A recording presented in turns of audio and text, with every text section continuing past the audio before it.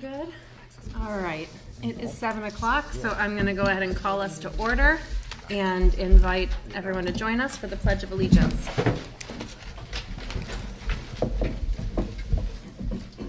Pledge of allegiance to the flag of the United States of America and to the republic for which it stands, one nation, under God, indivisible, with liberty and justice for all.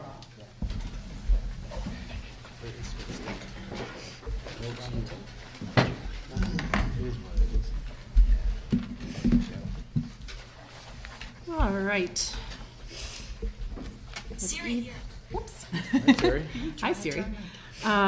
Good evening, everybody. Is there a motion to approve this evening's agenda? Motion to approve the agenda. Thanks, I Meg. found this on the web. I'll second. Thank you, Kim. Siri Trying says to- that. AI's always listening. Trying to turn this off. Yes. I'm always listening, yes. Any further discussion? Sorry. And that's all right. All in favor? Aye. Right. Any abstentions? No. Any opposed? All right. That was unanimous.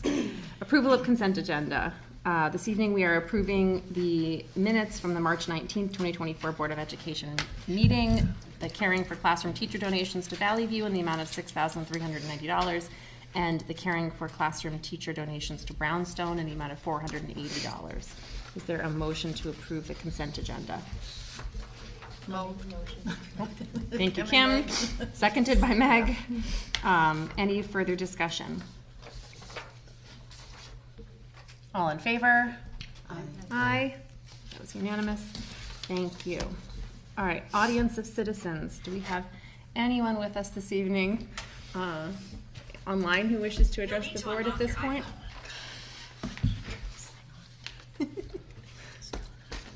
You can give it a minute.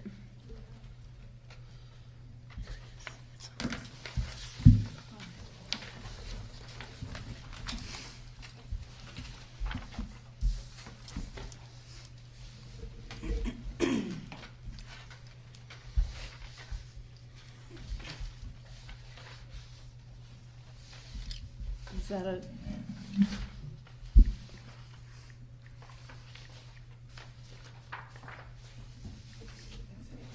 Okay, thank you.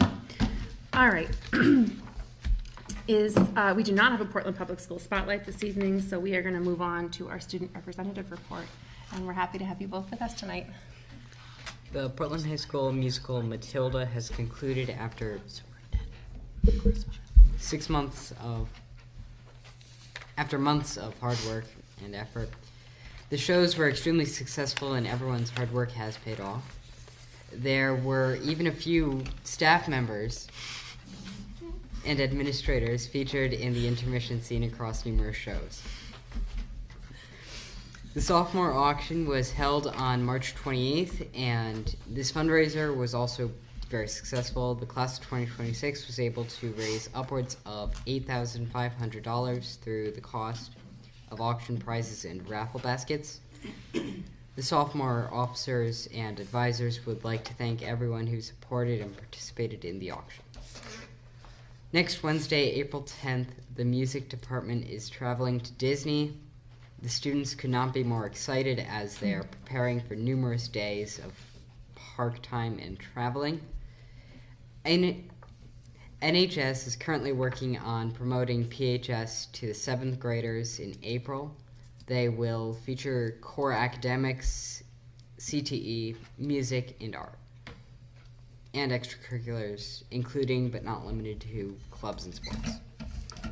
Last Wednesday, March 27th, the junior class took their SATs while the underclassmen simultaneously took their PSATs. From a student's perspective, I prefer taking the SAT and PSAT online for numerous reasons. I enjoyed not having to bubble in the letters in my Scantron because normally that takes time away from figuring out the solution to a problem. Additionally, there was a graphing calculator readily available whenever I needed it, which is a tool that's unique to the online test. On the other hand, the spring pep rally will be taking place this Friday. It will include the acknowledgement of spring athletes and the awarding of the PHS Spirit Trophy, in which classes earn spirit points throughout the school year for participating in spirit weeks and events like the Fall Food Drive. The class with the most points is awarded the coveted Spirit Trophy. The passing of the kilt will also occur, which is an annual tradition at every spring pep rally. The new kilt bearer will become next year's Highlander.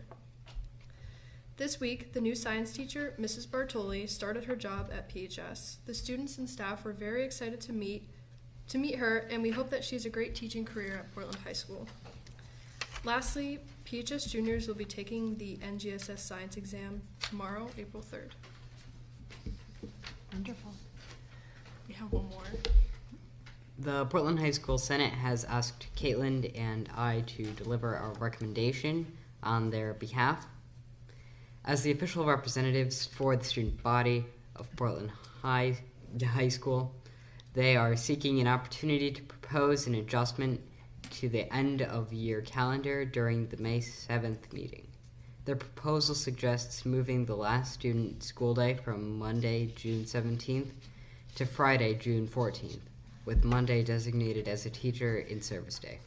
They have prepared a presentation previously shared with Ms. Lawson outlining the reasons why they believe this change would be advantageous for both PHS students and faculty. Please consider adding this proposal to the next agenda. Thank you. Awesome. Will they be sharing that proposal or presentation with the board? I believe, yes, they will be coming, like the Senate will come and present to you what they... So I think what you're asking is that we have an agenda item to consider making that adjustment, and that the junior class would like to come do a presentation to inform that discussion? Is that what I gleaned from that? Yes. Is it the The junior? student senate. The student The senate. student senate. Yeah. And what's the change you're seeking? Just reduce the year by 1 day to June 14th, to end the year on I Friday. thought it was like a swap of days. Did I mishear that? Moving the last school day from Monday, June 17th to Friday, June 14th. Oh, I see. Okay. Making the last day of school a teacher development day. Teacher in service day. Have we set graduation already? Hmm? We have, I thought, yeah. Yeah, this wouldn't impact graduation. This would impact the student body's last day of school. Right. So instead I- of We one- can talk I- about that when we set the agenda. Why don't you and I have another Thank you for conversation? bringing that request to us. I think that Dr. Britton and I will have a conversation about that and figure out if we can add that to the agenda. Mm-hmm. And we'll try and, our next meeting isn't until May, so let's try and have a conversation about that earlier than that so that we Right. can give the Get the students time to prepare. And I like that the students went to you. Yeah, that's wonderful. That's what you're here for. So let me just make sure I got this. So the Student Senate has asked you to ask the board to have an agenda item for the board to consider moving the last day of school from the Monday to the Friday, making the Monday a teacher professional development day. Yep. And that if the board would like to add that to the agenda, that's something we would talk about. But that if it's added to the agenda, not you, but representatives from the Student Senate would like to come make the pitch as to why. Yes. Okay, gotcha. Cool. Yes. Thank you. You're welcome. That's great. We're gonna consult on that and then let you know so you can take that back to the Senate for sure. Okay. Thank you. Appreciate that. Thank you. Was there anything else that either of you wanted to share? No, thank you. Thanks for your report. Are either of you traveling to Disney? Yep. We both are. Both of you are? Awesome. Is this your first time on that trip, or? Yes. Yeah. It's a great trip. Yeah, yeah, Great. that's Sharon really loved it. exciting. Have a Twice a week. wonderful time. Thank you. Yeah. Yeah, safe travels. All right, well, thank you for the report. We're gonna move along to communications and updates, and we'll begin with our superintendent's report. All right, so I have 3 things for you tonight. First, I did include the monthly enrollment report. I think that's in your packet. If anybody had any questions about that, welcome to take a look. But again, this is the second time that you're seeing we're including outplacements and our open choice enrollment on that report, and we'll continue to track that going forward. Yeah, that's great. It's helpful to have that on there. I agree. Okay, so 2 other things. First, I can't thank Bob Shea enough. He is an amazing person on every level. But I want to talk to you a little bit about our tennis courts and how fast Bob was able to get on this and where we are, which is in a much better place than we were when I reported to you last time. That's great. So very quickly after we discovered that the cracks had gotten worse and that the the court had peeled up. Bob was able to start reaching out to vendors to, figure out what it would be to fix this. And as we know, the real fix is a $1 million, full replacement with a post-tension type of thing that we did with the track, which certainly isn't in the cards for this tennis season or maybe any in the very foreseeable future, but it's something we have to be aware of. But Bob did reach out to a contractor who had some work. I understand Bob can answer this too, give you some more of the details. Was able to fit us in very quickly because it sounds like they had another job that canceled. And last Friday, they were out here and started repairing the cracks and filling them and making it playable. They have now finished that part of the work and would be out there doing the last part, which is painting it now, except as you can tell, it's raining. So I think that, and Bob, correct me if I'm wrong, they're scheduled to come finish that by sanding and painting the courts Monday, which would mean that the courts would be available for our students as of Tuesday after the April, or really during the April vacation. So thank you very much. Now, this isn't any kind of a permanent fix, right? Is it all the courts? 'Cause All of they're the courts, saying yep. even the last ones? Yep, all 6 are going to be patched up, right? The reality that this is going to get us maybe 2-3 years out of them, we're hoping. They will start to crack again. I mean, it's just the foundation and the way the courts were designed.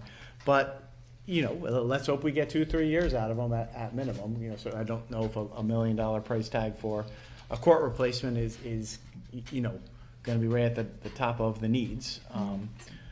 But this is going to get our tennis teams back on the courts very quickly. So I know I extend all of our appreciation to Bob for getting on that so quickly, and that we're going to be able to have home practices and games. So I did check today.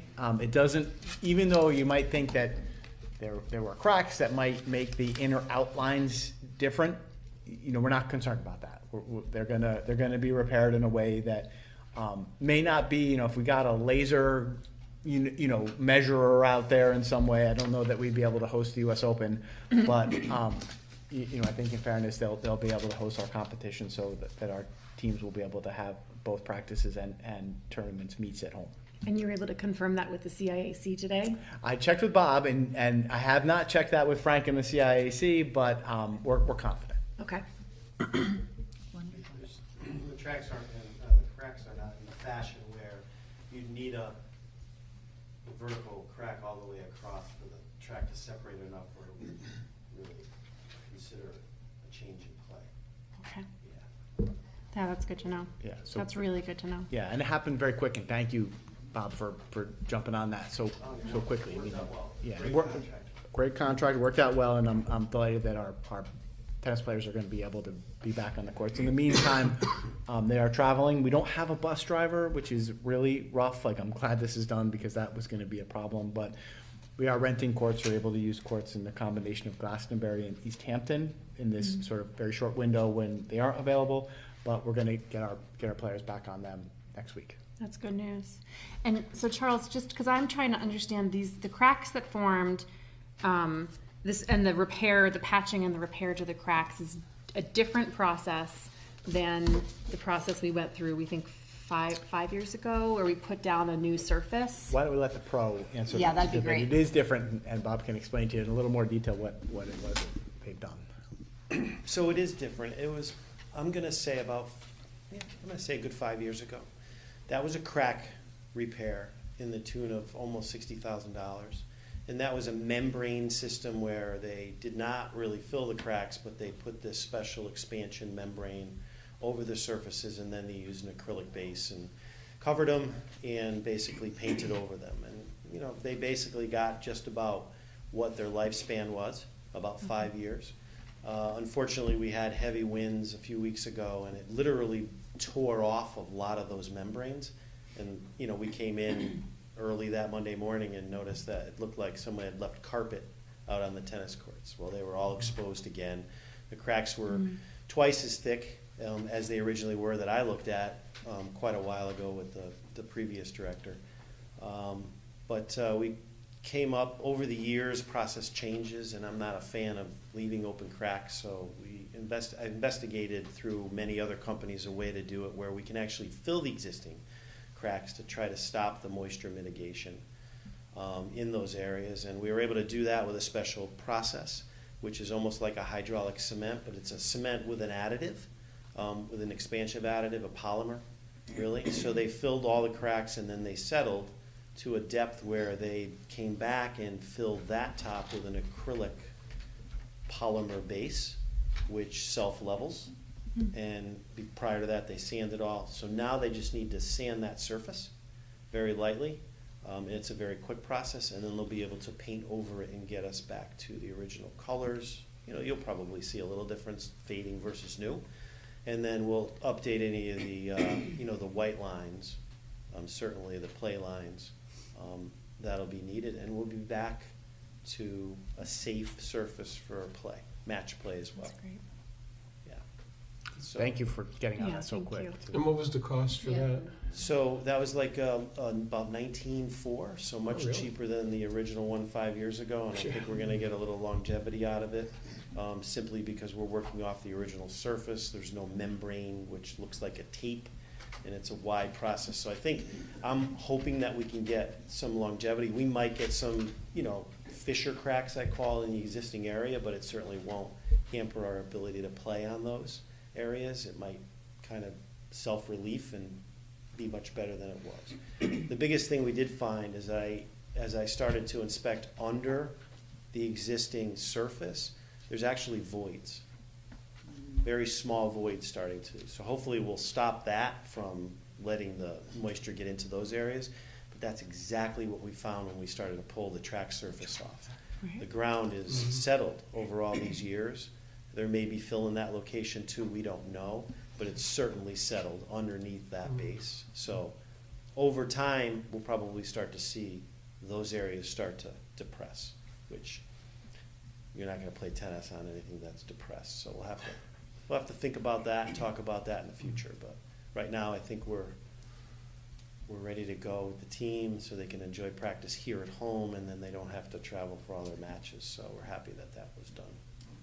So That's thank very you for nice. the support, Charles and Stephanie. We'll see how that goes. And then the vendor that you used how reputable are they? Are they same ones that you Incredibly used reputable. before? They're probably one of the best vendors in New England. And so if we have additional concerns over the next couple of years, if something happens, what are the warranties on what they're? There's really no warranty on any crack repairs. No. No, you'll never get those from any company that's out there doing it, but they are the leader. They do collegiate work every day. They're also doing a lot of courts around us, Glastonbury.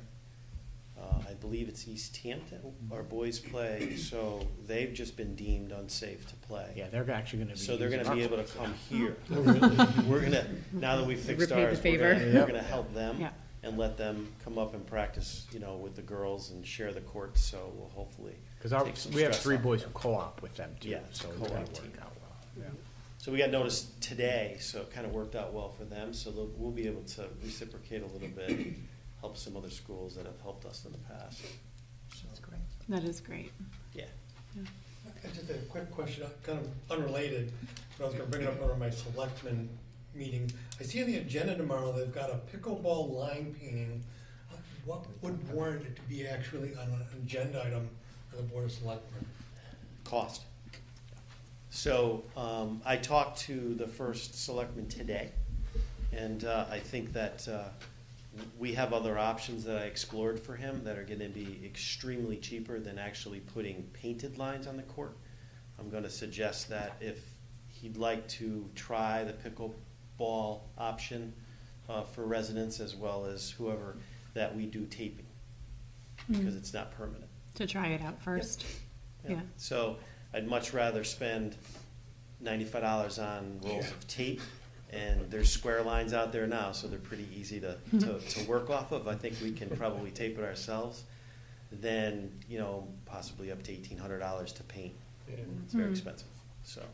So there's options, and we're hoping that we can help that request by the town and not do it fiscally responsible enough for where they can kind of test the program and see if there's a need or if there's a want and it continues, and we'll go from there. Yeah, So we'll that's a see good where idea. they go with it tomorrow. But that's a good question, Dave. That just kind of happened today. Are they looking, are you all looking at taping all 6 courts or just a couple of them? Or like what was the conversation So the about way I that? count the courts is front to back, so it's the last 2, 5, and 6. And Okay. we'll have to decide if we use the existing tennis nets, where a lot of towns do that, it's a 2-inch difference in height between pickleball and tennis, the overall center distance of the net.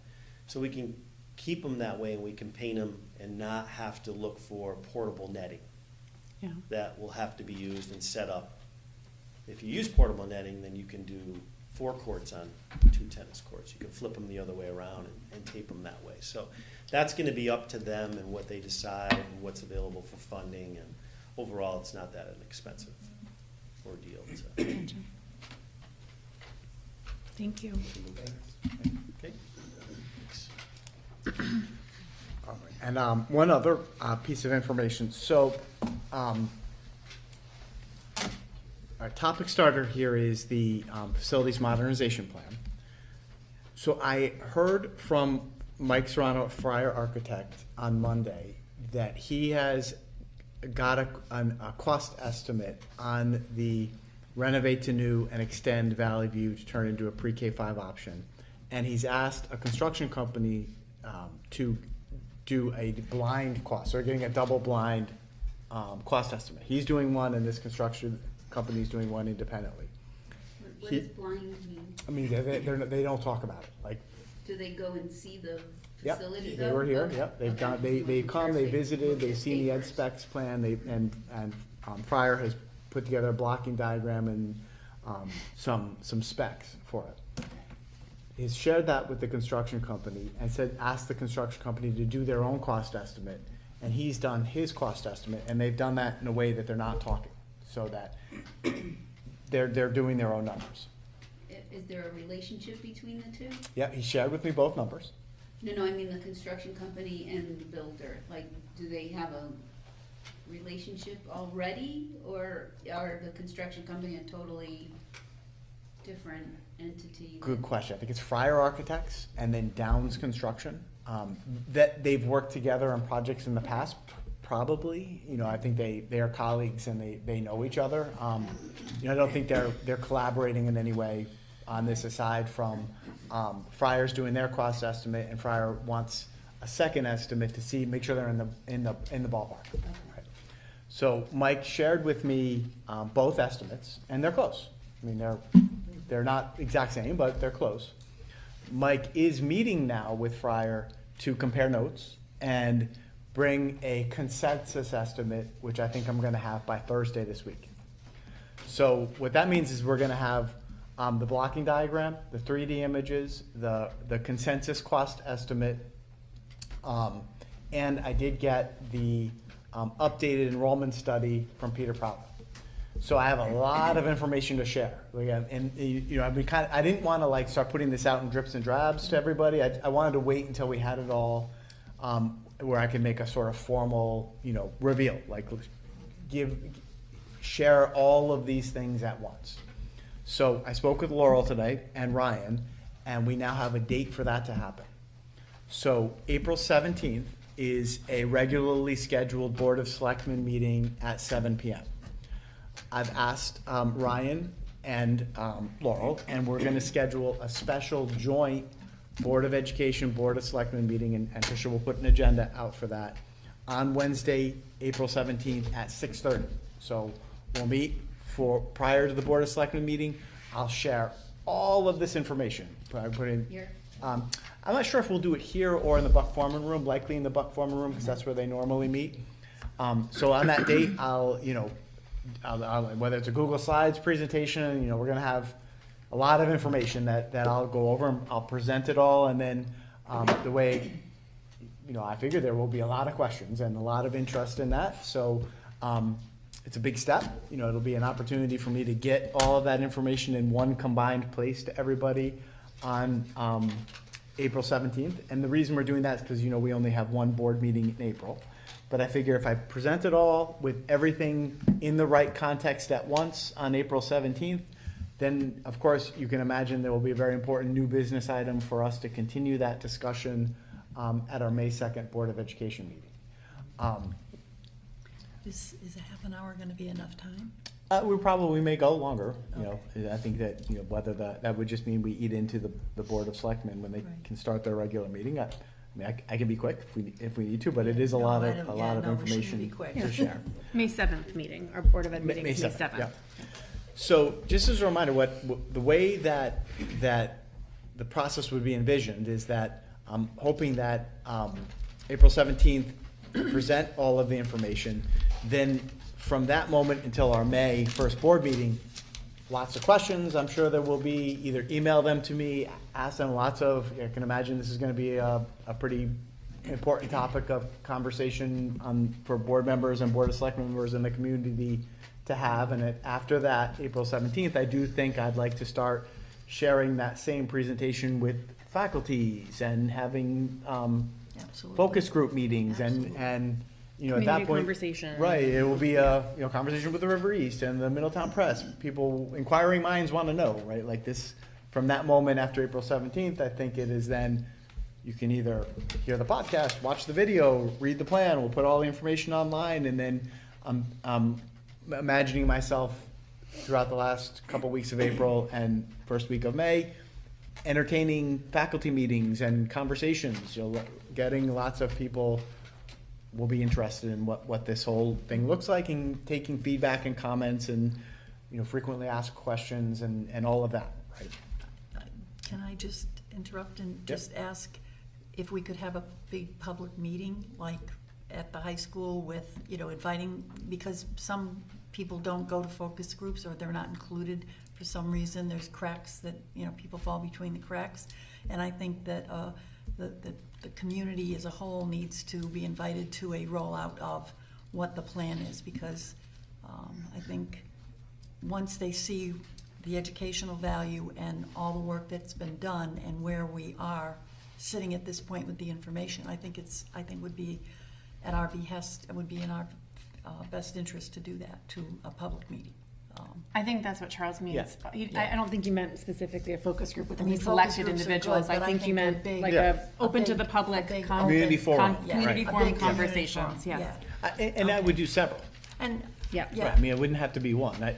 I think that in fairness, I think the first presentation should be to Board of Selectmen, It Board of should. Education. Then follow-up presentations for the community, faculties, Right. anybody who wants to come and ask questions and learn more in person, or package all of that information up, put it online, let people see it. I'll do podcasts. We'll record the meeting on the 17th. Make all of the information available to people. Are we responsible for publishing any documentation at this point in terms of what like South Windsor did with their guide? They published all kinds of colorful documents for people to take home and really digest and look at. I do think that yes, and I guess I would describe that as promotional material or That's what I'm marketing talking material, about. right? Yep, that's what I'm talking about. Yes, I think there will be a role for that. Whether that is, I got to be careful. I got to study this a little bit more and make sure that how I'm spending taxpayer money with my time, and Right. I got to learn a little bit too about this. But what in terms of a time frame, what I'm thinking is April 17th. That presentation at the joint meeting. Between April 17th and our next board meeting, community presentations, forums, discussions for people to come see, ask questions, give feedback on what Friar has put together for us. And I'm really anxious for you to hear. Ryan Wallstrom has been visiting similar schools and what a schedule in that building would look like, and drop off and pick up, and all of the questions and things that I've heard from people who are concerned. I think that will be part of my presentation. And then out of that presentation, even as I'm addressing some of those questions, others will likely come up, right? Which is good, which is an important part of the process. The hope being that at our first board meeting in May, we have a new business item of discussion and possible approval of the ed specs plan, right? Because it's the, what you're about to see, what I'm about to reveal, is the rendering of the ed specs plan that you've already seen. But that ed specs plan that you've already seen, you haven't approved it yet. I've just shared it with you and asked Fryer to let us see what it looks like, right? It's like, so you're not just saying, well, this is what the classroom's like, you want to see it, right? So that what I'm hoping is that by the time the board gets to May and you're having a discussion about approving the ed specs plan, you're approving not just 1,500 square feet on a piece of paper, but have a visual image from Fryer of what that would look like. Does that make sense? Yeah. And- Are there any changes to the ed specs at this point based on that document that was refining some of the school building parameters that came out, the multiple pages of? There are some minor adjustments that I'll point out to you. Okay. When, like, you have a draft now, I haven't updated that draft with Fryer's input yet, because they've been working on it. Yeah. As those renderings, blocking diagrams, visuals, traffic flow pattern, drop-off and pickup areas become visible, right, then I'll show you where anything that Fryer has changed from the ed specs plan that I gave him to create this, what you're about to see on the 17th, reflects those changes. And a traffic study won't be done before? Well, it's not a traffic study. There's no traffic There- study, but you'll right. see the traffic flow pattern. The flow pattern, Yeah, okay, I've so seen the it. traffic study would be High Street and how all of the traffic is impacted? Correct. You'll see when, on the 17th, the new entrances and exits and separate drop-off for pre-K and parent loop and bus loop, and Okay. it's something. I mean, I I've bet. gotten, Oh, I've no, gotten to look at I it already. can't wait to see It's, it. Yeah. I don't want to share my opinion of it. I want you to have your unbiased opinion of it, but it's something. These Fryer architects, like Bob said, they're pros, right? This is what they do. So, you'll see it all and hopefully be able to make your own assumptions and opinions about it. And to the extent that you like it or don't like it or would like to see things modified, this is the planning phase when these things would be happening. Yeah. So just to remind everybody, the board's role in moving this process forward is the approval of the ed specs plan. We know from the Department of Administrative Services that in order for us to get them our grant application, the board would need to have taken action to approve the ed specs plan. And then, of course, the Board of Selectmen has to take several actions to move a question to referendum. And all of that, the hard deadline we're working under, if we want to move this forward on the timeline that the Facility Study Committee recommended, is June 30th. Right. Stephanie and I would need to have this grant application written. And Fryer's going to help us with that. The grant application is no small task. We need to do it well and do it right. But I would suggest that Stephanie and I definitely need a good chunk of May and all of June to get this done if we need to hit that June 30th. Like, if we're still talking about the ed specs plan in June, that might be That's difficult. a problem. That's gonna be a Yeah. problem, yeah. So, My only concern with this is that I get the piece for us, but for the public, I don't want it to get sidetracked because we don't have two of the three pieces answered. Right. We don't have what's gonna happen with the buildings, which they've said most of the residents wanna know. When this gets out of the gate on April 17th, it's gonna be out of the gate. You don't have those answers. And the second one is, how are we gonna pay for this? yeah. So what is also going to be a centerpiece of my discussion is how much it costs, right? What Portland's share of that is, what's eligible for state reimbursement, and what Portland's share. We're working on that now. And then Ryan and I have already had a discussion. We would need to engage David Eisenthal, the town's financial planner, to help come up with the amortization table, prevailing interest rates, whether it's a 20-year bond, a 30-year bond, impact on mill rate, the whole financial picture of. Okay, good. And that will all be All available be as available. part of this conversation on April 17th, for All right. sure. Good. Yeah, Yeah, yeah. for sure. Yeah, I think the only piece of information I won't touch on the 17th is what might happen to Gildersleeve and Brownstone. That's a Yeah, we different can't, lane. yeah.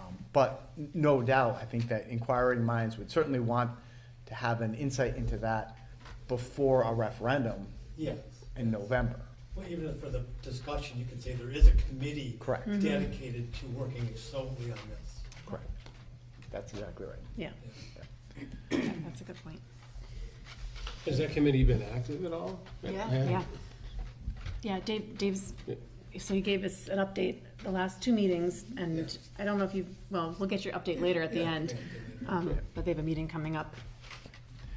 So put it on the calendar. Is it on Monday? There will be a committee that may not generate as much interest as the one I understand is happening in this building on the 6th this week, but I imagine there will be some people zooming in and showing up in person and interested in Yeah, it's seeing on the 4th. what Friars dreamed up for us. Yeah, I think you're right. I think there will be interest. Yep. And people should tune in. Which, Absolutely. bring up that topic, but part of some of the discussion is there's a question mark of how many kids we think is gonna come out of that development. Correct. And there are people challenging that number, so I don't know if you were planning to provide Ryan with some of that information? Well, what's really interesting, I had a conversation today with Peter Prada. Right, so Peter Prada did a demographic study for us in 2021, and I asked him, as you know, to do another one now. I just got that one last week, and I spoke with Peter on the phone today. His projection is lower now than it was in 2021, which is a blessing and a curse. It is. Right, it's lower birth rates. Birth rates continue to be depressed. Wow. Coming out of Coming out COVID of in COVID. particular, Yep. which the study was completed early on during COVID. Right. Now, it's not a massive difference, but it's a difference of about 30 to 35 students, right? Now, he didn't factor in, because he couldn't, because he doesn't know what's gonna happen with planning and zoning this week and whether those additional apartments are gonna be approved and, all of those things. So did he base it on the 300 or the 200? Units. 240. The currently approved units. 240. 40, yeah. But you're But- saying he didn't He didn't include anything. He did not factor in any number of students from that unit. Right. He asked me, but what he said, and this was even better, right? He made a really good recommendation to me because he didn't touch it. He was uncomfortable because of we don't know where we are. Right. Well, we do know where we are, we're getting at least 240. Right. What he suggested I do, which I'm going to do this week, as a matter of fact, I'm going to do it tomorrow, is there is, as we've heard from Mr. Bertram, a similar complex in Brookfield, right? Guess who I'm calling tomorrow? Yeah, the superintendent of schools. Superintendent of Brookfield.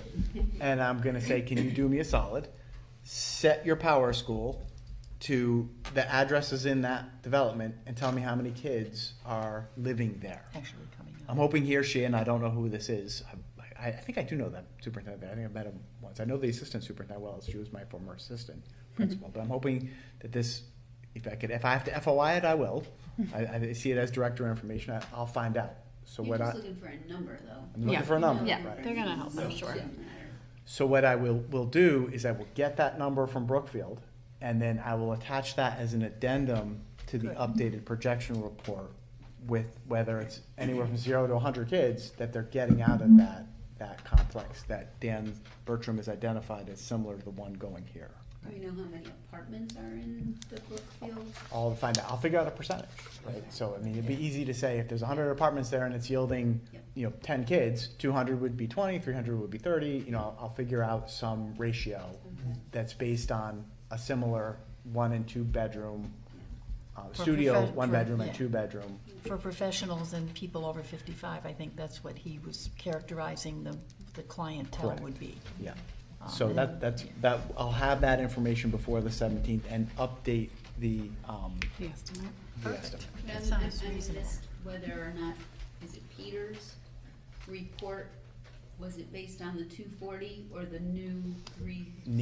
Neither. It's not. He didn't include any kids from that development in it, Oh.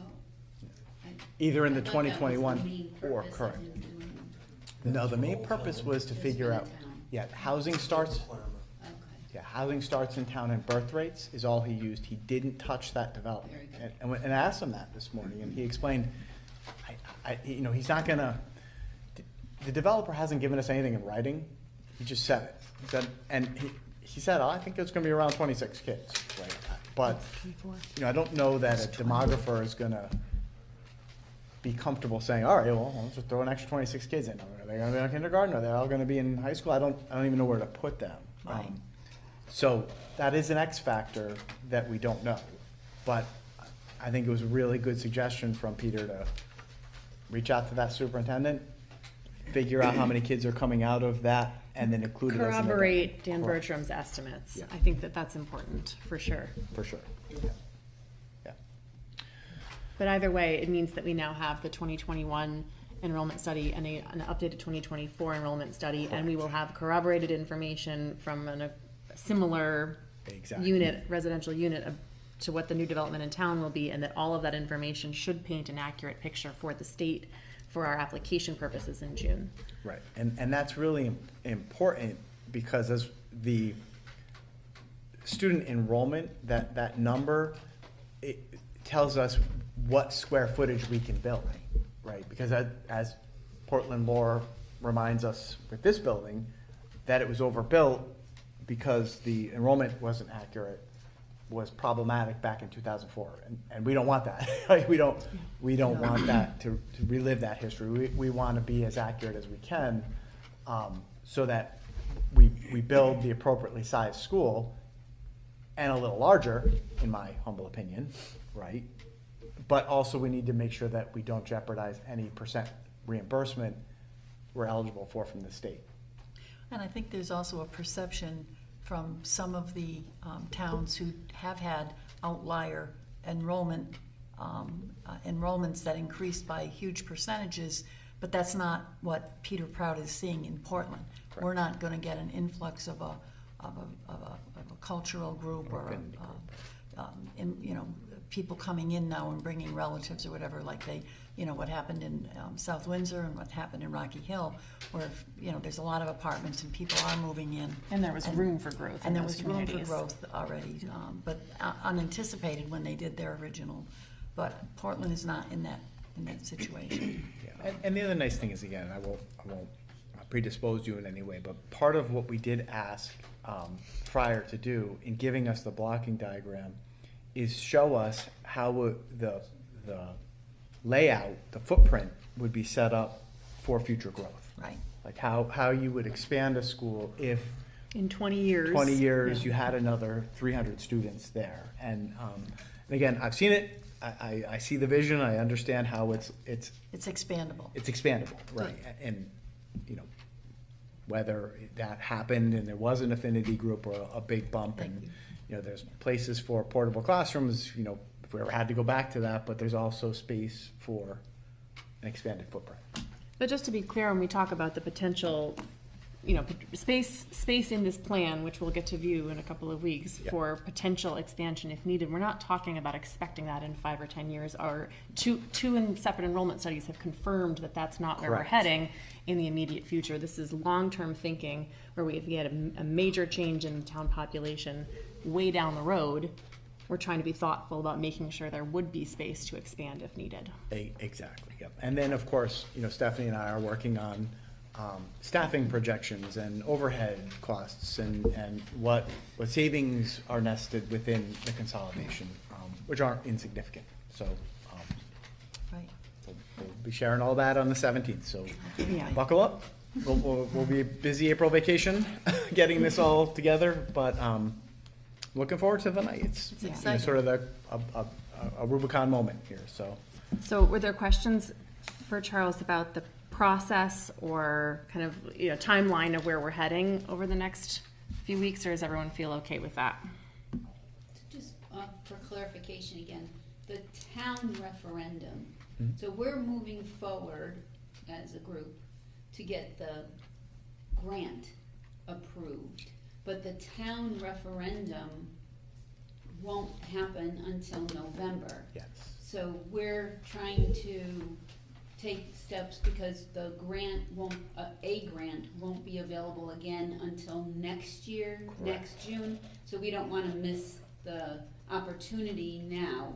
So I think that's very important when we do send the message to the community, cause I think it looks like we're kind of jumping the gun. Yeah. But it's being prepared and it's planning and it's a smart way of moving forward. So even though if it doesn't get approved for referendum, what would that then?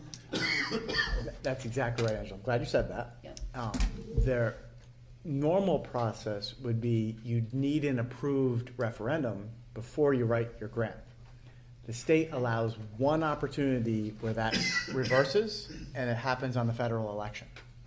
Right. Every 4 years. So this is the one time where we would be submitting a grant by June 30th before a referendum happens. The only thing we're required to have for that grant is a Board of Selectmen action moving the question to referendum.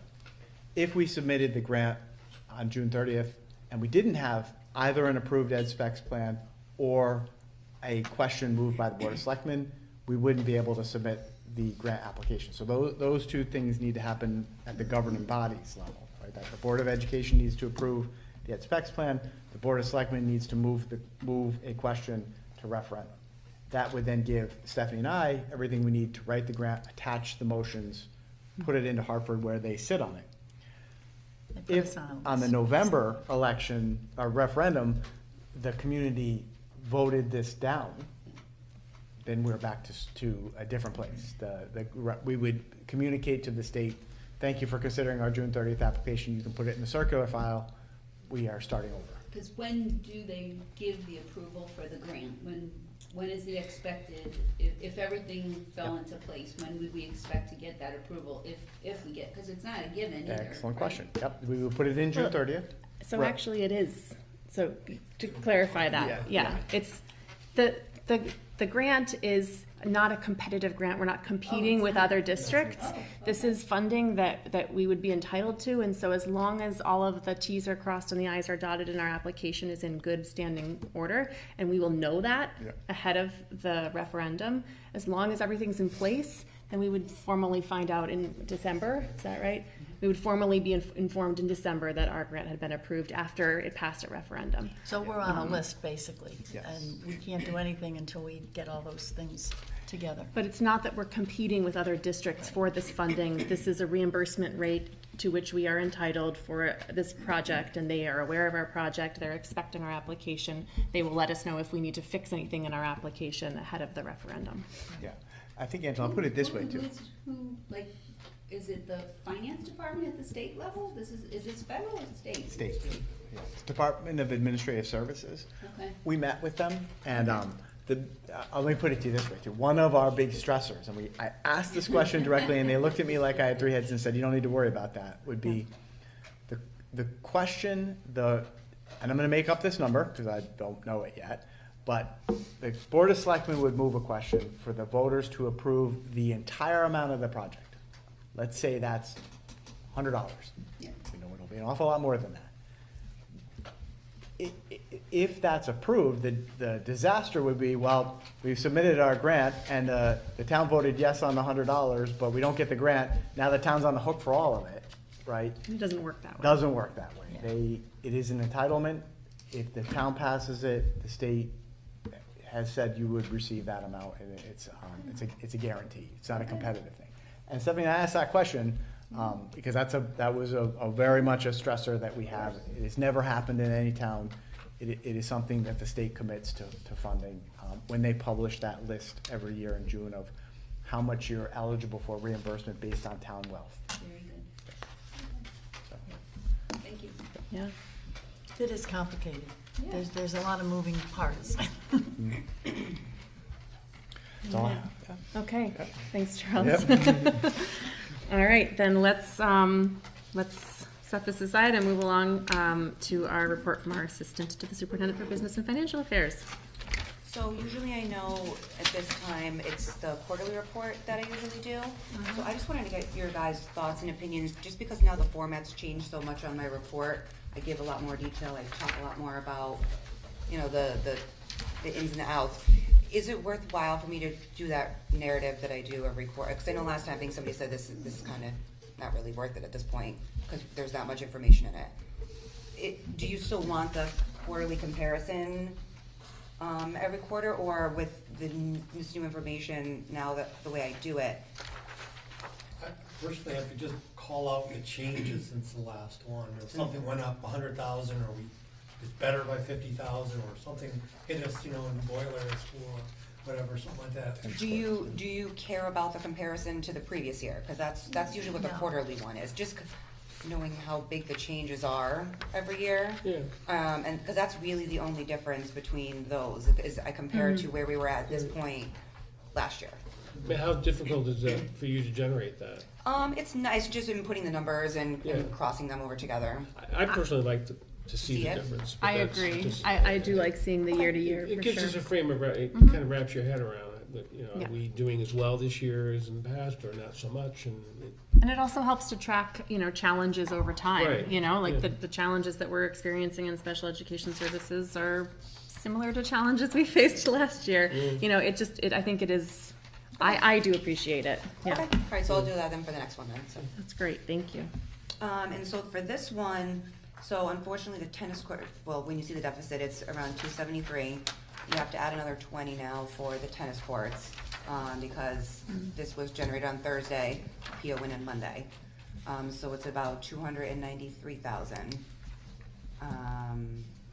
is where we're at right now. That may also change a little bit because of excess cost. We were notified by the state that a lot more requests came in than funding that they have, so our excess cost is reduced again. It's being reduced further. Wow.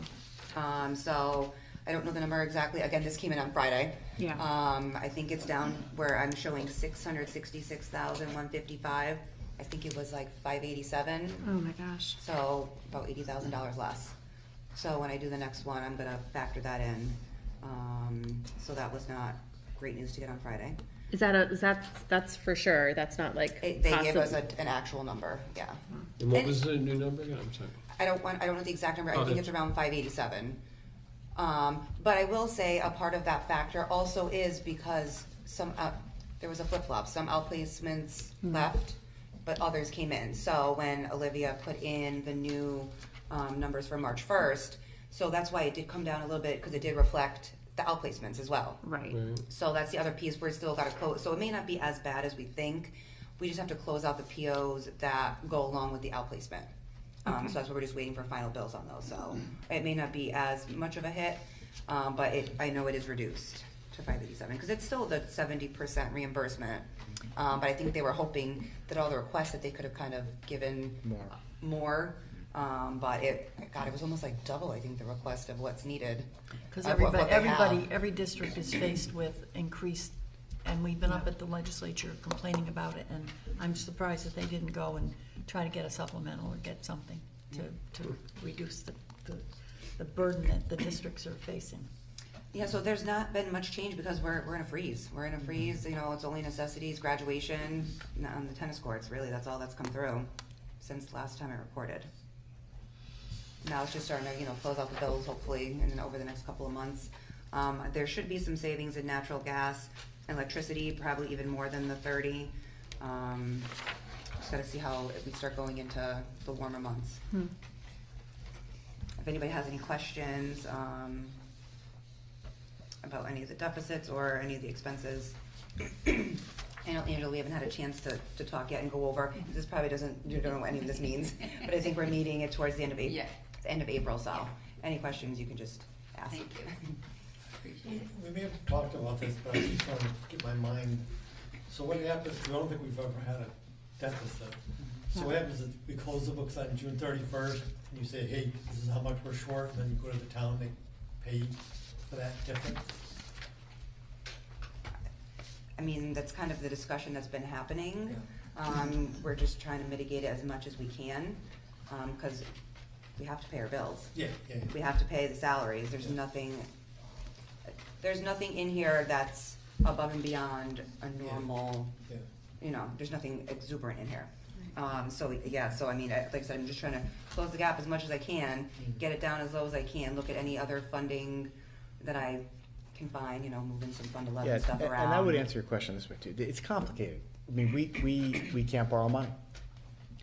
We can't pay, after July 1, we can't pay earlier bills with next year's money. There are so many things we can't do that only a town can, right? And you know, I go to Stephanie with all of these ideas, and she very quickly says, you know, you can't do that, Charles. I don't want you to go to jail, right? And Stephanie, stop it. right, I mean, 'cause if we could, yeah, we would be creative. It's but you know, the bean counters are going to say you can't do those things, and I'm obviously not going to jail. We're going to have to do, but we don't go in default. We have to pay our bills, and we can't borrow money, and we can't pay next year's, this year's bills out of next year's money, and, you know, Stephanie's very much a no person, but she has to be, and thank God for it, but, yeah, it's rotten. What's the risk? We're gonna pay our bills. I mean, we're gonna get sued, and, you know, schools don't go into default. We are a town entity. But we'll continue working with Ryan and making sure that we are in close communication with his office around this. Yep. It's an unfortunate situation, but we've said this all along. When you look at the lines where we're in a severe deficit, it is really exclusively centering around our student services, around our special education costs, our outplacement costs, our outplacement transportation costs. These are costs that are mandatory. But the state is making them mandatory, right? And the state is the one that's shorting us, so aren't all districts in the state in the same boat? Yes. There has to be something. We call them unfunded mandates. And that's what they are. They're based both in federal and state law. And these are obligations we owe, and we are happy to do them because they're great for kids. But at some point, yes, you know, Meg talks regularly and is at Hartford all the time screaming about this, and Well, and CABE is we're a member of CABE, and they lobby. We all lobby up at Hartford, and we talk about ECS. We talk about the excessive cost, and everybody has been up there shaking the tin can, saying, "What are you going to do?" They muck around with a formula, and they changed it, and they said they were going to give us more money, and they turn around and they can't give us as much as what was promised. And the governor took $150 million out of the budget, wanted to give it to early daycare providers and whatnot because of childcare needs, and was going to short the education, public schools. So again, where's the fairness? And keep the promise. Give us the money that you promised, because even though we may only get $10,000, it would be $10,000 more that we don't have right now. So we're going to continue, and we're going to hope that we will prevail. You know, the budget, the bills are out of the committees. They're being vetted and they're being talked about, and whether or not they fund it, we'll have to see. And that session ends in May. So. But to your point, Angela, we're not alone in this. There are a lot of districts across the state that are experiencing very similar challenges. Yeah. And at the end of the day, we wouldn't have a deficit if ECS was fully funded. That's right. If excess costs. Excess costs. Yeah, excess costs. Yeah. What is that number? What was that number? Is that last month's report, right? It was $666,155. Do you know anything about excess cost? So No. it's we get a certain percentage back off of, we have a certain amount we have to pay per pupil, and then anything above that, the state will reimburse us. Okay. 70. Well, ours is 70%. There's different tiers, and so what Meg was saying before, it was dependent on what your expenses were. So when I first started, we were getting 88% reimbursement, 82% reimbursement. Then they went to this tiered program, where depending on your Anglic wealth, so we're right in the middle. Yeah. So it's, I think the lowest is 68, then 70, and then 73, and there's nothing over 73, which is unheard of. You So have what all it these means expenses. is for every $1,000 that we spend, we have to spend $93,000 for each kid. After that, the $300,000 bill that we get 70 cents on the dollar or 65 cents on the dollar. We don't even get back 100% reimbursement. And they change that formula all the time. They keep changing it and say, well, we're gonna give you more, but then they turn around and it's actually less. Because you put a submission in December 1st and then March 1st, because Right. obviously needs change throughout the year. So after the March 1st, there was $2,500,000 requested, or $2,500,000 requested, but they only have 181 billion. Right. So they have to take the difference, and then that's how they split it up, and then everybody gets less, unfortunately. There was recently a publication that if they were to fully fund their excess cost commitments, the additional amount that Portland would be receiving is about the amount of our current deficit. That's what Charles was referencing. Because I think I figured out if we were at like our regular, whatever we got the last time, 82%, it would be about 870,000. So 666 into 273. And these, we also keep as many kids in house as we can. We have 4 programs that we run to make sure that we keep kids with their peers. And that works well for the kids and works well for us. But the kids who can't be serviced in our district have to be outplaced, and those astronomical costs are astronomical. And there's no cap on that either. We've asked the Education Committee and we've asked the legislature to look at those outplacement agencies because they're getting $300,000 and $400,000 for day and residential treatment. And some of the services we can't supply. And we run a mental health clinic, basically. Dawn does an amazing job. All right. So that's all. Yeah, and we're gonna cover all this at your So yes, orientation. we're gonna make sure that you get. No, it's quite all right, Angela. It's a lot to wrap your head around for sure, and I think it's always good for all of us to review it and for our community to hear too, what our struggles, what our challenges are regarding these expenses. But we'll make sure that Stephanie gives you all of that again. Were there additional questions for Stephanie? No, but I wish you good sleep at night. Yeah. I do. All right. Thank you for the update. Thank you, Stephanie. And I'll give the other report in May, the quarterly one. Sounds good. All right, so we're going to move on to our Director of Curriculum Instruction and Technology, and we have Rick with us this evening. Excuse me. Hi, everyone. Good evening. Good evening.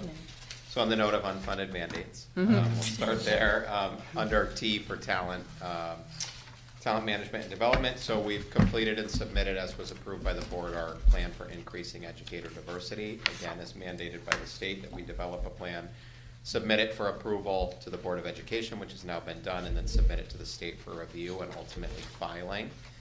The state doesn't plan to do much more with the plan other than keep it on file, but we've been promised feedback on our plan using a rubric that guided the development of our plan. Just important to know, whatever feedback we receive from the state will result in revisions to the plan as deemed necessary by the state. I will update the board as to what those revisions are, but subsequent revisions don't require subsequent reapproval of the plan by the Board of Education. So it's just a way to kind of expedite making the changes the state tells us we need to make and then getting it filed. As far as an unfunded mandate, we've developed a plan that doesn't require funding for us to fulfill that plan. And that's not at the expense of what we feel are meaningful actions within that plan to increase educator diversity as was presented to the board. In this season of plans, I'm happy to announce that we have, through the work of our PDEC committee, fully, at this point, completed a first draft of a new teacher evaluation plan. New guidelines were published by the state to redo educator evaluation. All districts are required to develop new educator evaluation plans. The state and CEA put out model plans to aid districts in that work. We've leaned upon those model plans in the work of other consultants we brought in through PDEC. That plan in full draft form is now being reviewed by the PDEC. So effectively the way it worked is the PDEC gave input on what we consider foundational elements of the plan that we wanted to see. I then went and drafted the plan. I'm bringing it before PDEC for their review. We're about 75% of the way through that review process. We should finish at our next meeting. It's already passed the muster of the leadership team, if you will, and we anticipate presenting it to the board for a first read on May 7th. Just a shout out to our student representatives. I just want to commend, again, bringing forward that student senate proposal. I think that's amazing. We will have to ultimately educate our faculty on the new evaluation plan to come, so something to consider that will create a professional development need. If that's something we could tend to before the end of the current school year, we don't have any more substantial professional development time on the calendar, but to give our faculty time to think about it over the summer, because it does place a high onus on professional learning. That's one of the pivots I'll be presenting to the board. That would be time well spent. So if the board decides to entertain that proposal, we could certainly make fruitful use of the time. Finally, under the talent section, CREC is back to offering an in-person career fair for increasing educator diversity. It was previously called a minority teacher recruitment fair. They've since changed the lingo. It's scheduled for this Thursday at CREC Discovery Academy in Wethersfield. I'll be attending. The date isn't ideal. It's parent-teacher conference night in each of our buildings, so our principals wanted to stay on their campuses. I will be attending with Tracy Graff from Gildersleeve. She is a lead teacher in that building and is also obtaining her 092 certification. So a good long-time representative of our schools, and this will give her some good administrative insight, and I'm happy to have her attending that fair with me on Thursday. I did put a quick note on here, a little bit of a shift in how we're going to utilize survey, culture and climate surveys for our students, staff, and family. We broke away from a company called Panorama that we've been using for many years. Very expensive. We didn't feel we were getting enough return. We feel we could do an adequate job home growing our surveys. Panorama uses a body of research vetted questions that came through Harvard School of Education. We still have access to all of those questions. They're free. They're open resource. We've just shed their platform, so we can administer using Google Forms or using SurveyMonkey or any number of cheaper options. We would lose a little bit of the year-to-year analytics, but it's not something we were leaning on heavily that we feel was enough to justify the cost. So we'll be developing those surveys over the next month or so, and those typically go out to our different stakeholder groups around mid-May. Are the Google and SurveyMonkeys as secure as this software is? I mean, what about breaches of security? Is there personal information involved? There's not. So all of these surveys are always anonymous. We don't collect email addresses. There's no way of mapping URLs to the senders. Google Forms is actually a highly secure.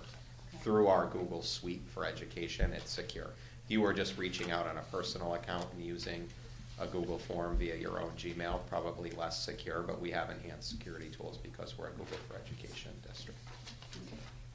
Can I ask really quickly, Eric? I know Sure. you mentioned in your report that you would share those surveys with the board after they're developed, and that's great. But I think my curiosity really would be around seeing the data after after you collect all of the surveys.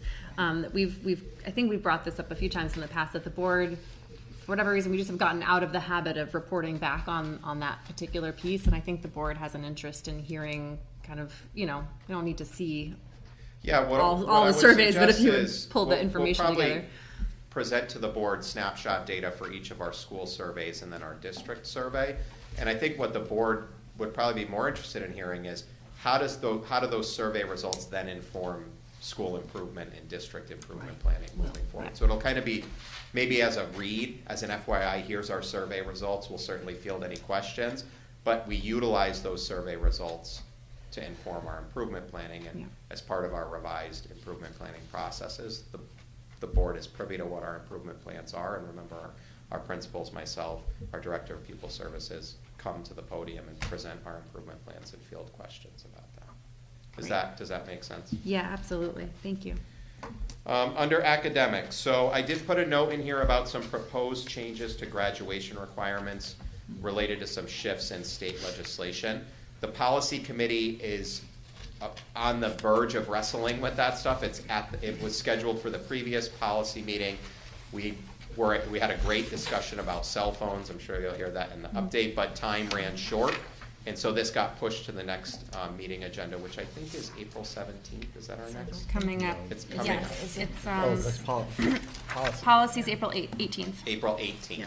So we'll be tackling what those adjustments are as outlined here. They're presented as an FYI. They'll go before the policy committee, and then the board we'll have the opportunity to take action. And the curriculum committee already did vet these changes as Thank well you. before asking that to be sent to policy. A couple quick grant updates. So I had previously presented to the board an exciting opportunity for us to engage in the state personnel development grant around strengthening general math instruction and math goals as written into IEPs. On the board's action items tonight is to approve our participation agreement in that grant. So this would be an opportunity for the board to ask any questions. If there's anything unclear, if there's any other information I can provide about that grant opportunity, I'm happy to do so.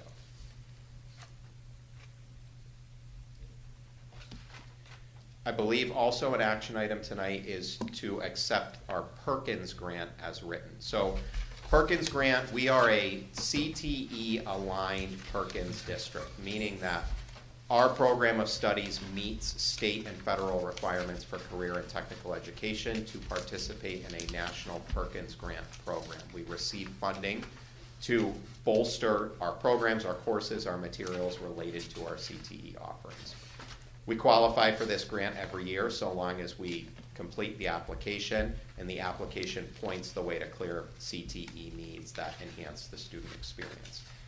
We are incredibly fortunate to have within our faculty ranks Corey Toussaint, who is a Perkins grant wizard. He's also the curriculum specialist for our CTE department. He really spearheads this. It's a very organic process. He goes to the entire CTE team and says every year, what do we need? Anyone can submit needs, and then together as a group through a really democratic process, they decide what they want to collectively support, and what they collectively wish to support based on priority finds its way into the application. This year, they threw their collective support behind enhancements to our middle school audiovisual lab. Dylan is here, he can tell you that high school announcements utilize our AV lab in the high school.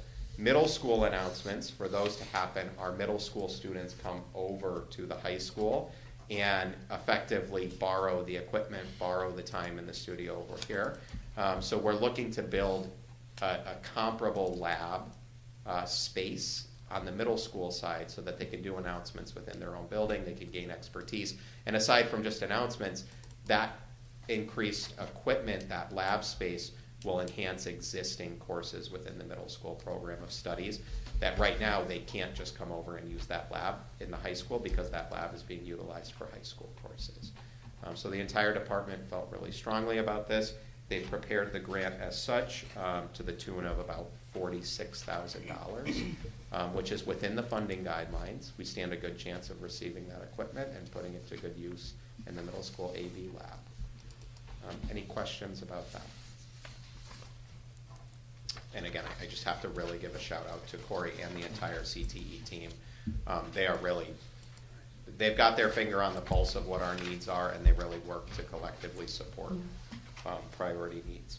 Eric, do you know how many years in a row we've received this grant? Not to We've put you been on the spot, participating. but We were it's been a while, Corey right? will tell me we were previously in a Perkins consortium with other districts. Mm-hmm. As we started to grow our own CTE programs more robustly and have more individualized needs, it made better.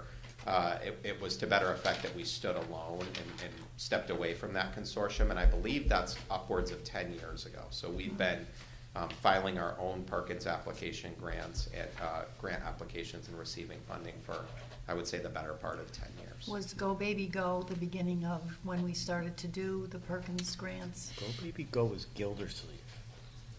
That was a Gildersleeve I think grant? it was, but I thought that Perkins got involved in it at some point.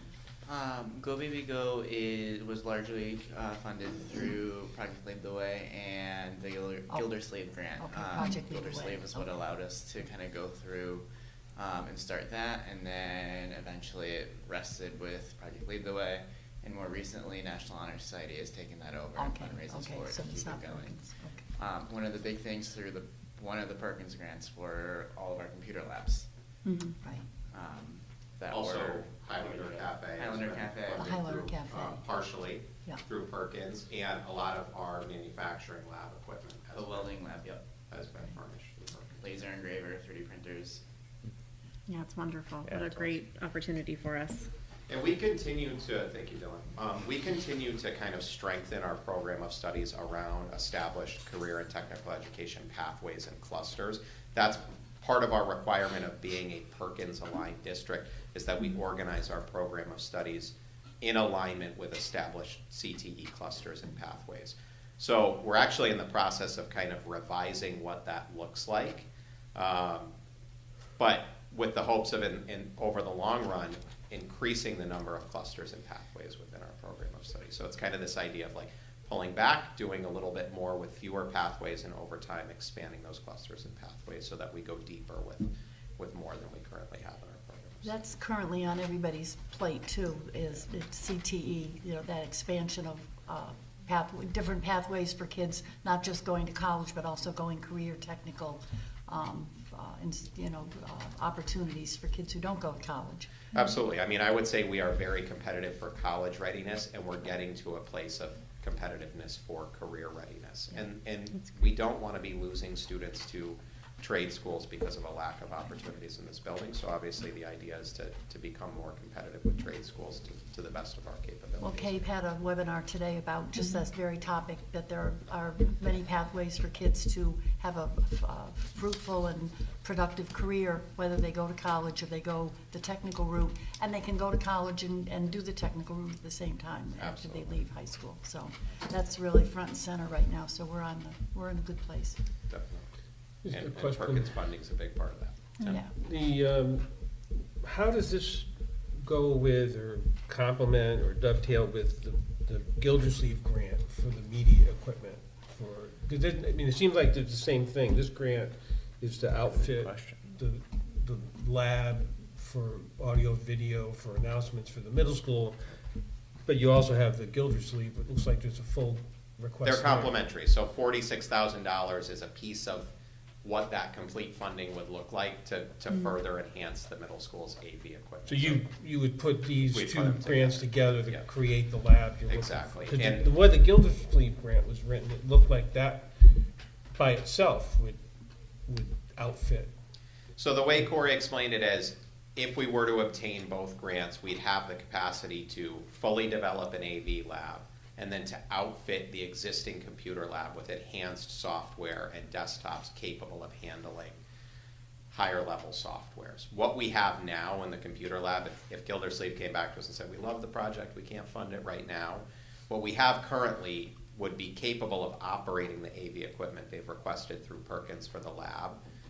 If we got both, we'd just be able to offer a higher level of computers and computer software capable of running some advanced editing softwares. So there's no duplicative There's no elements to that. They actually developed them at the same They time. developed at the same time. Yeah, good. Thank you. Good question. Again, thank you to our student reps for highlighting that testing season is well underway at the high school. It's about to be underway in our elementary schools. You know, there's no perfect time of year to schedule these assessments. They're robust discussions that we have all the time. But we've kind of landed in our elementary buildings in that May tends to be testing season. A little bit earlier at the high school, the state SAT school day is mandated. It has to be administered on this date, and we choose to administer the PSATs at the same time because it keeps the building aligned. Everyone's on that same schedule from about 7:30 in the morning until about 11:30 in the morning when testing is finished. And so it's happening at the high school, and we're on the verge of it happening in our elementary schools. And we send out communications to families regarding testing schedules and why we administer these tests and how we utilize them.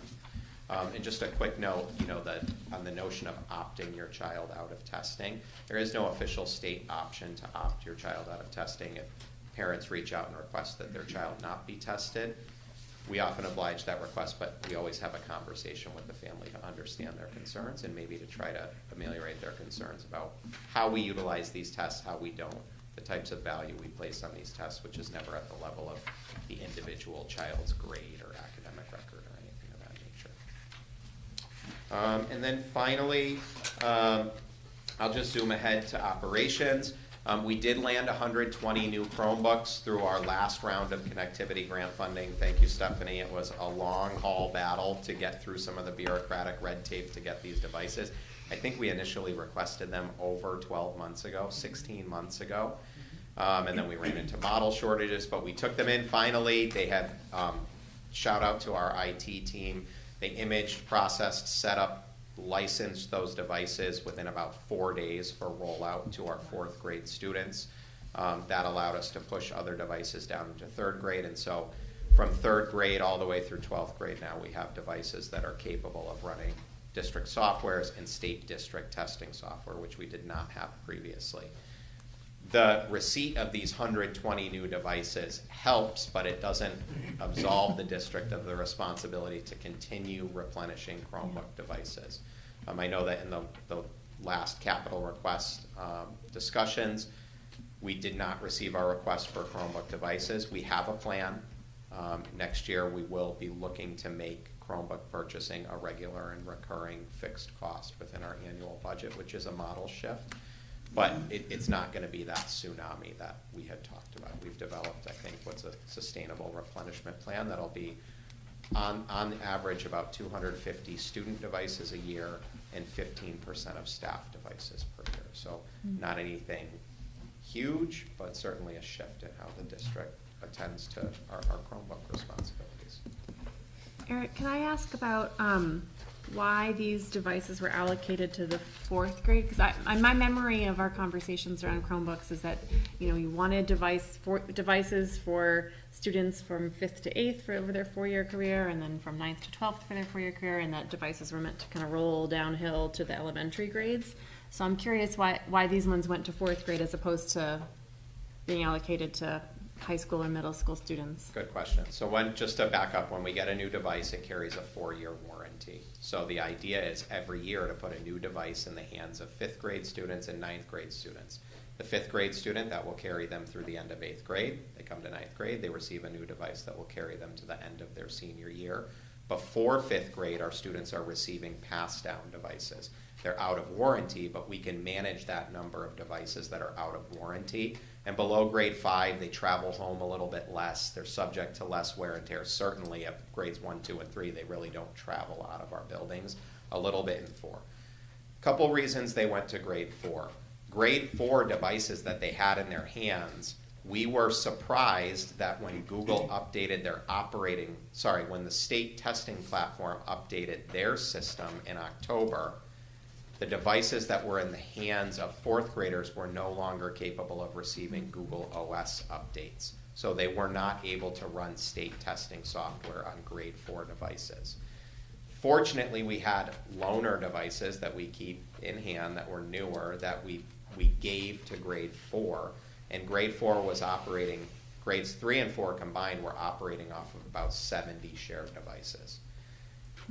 That was feasible throughout the school year up until the point of testing because they're only using state testing software monthly to take little practice assessments or preparatory assessments for the state assessment. But if we had to roll into full state testing on 70 shared devices split between 170, 180 students, that would have been a very difficult situation. So they went to grade 4 because we had an immediate need there. It allowed us to take those loaner devices and give them to grade 3 students for testing. Still as loaners, they'll come back to us ultimately. But the thought was also they received those devices effectively in March.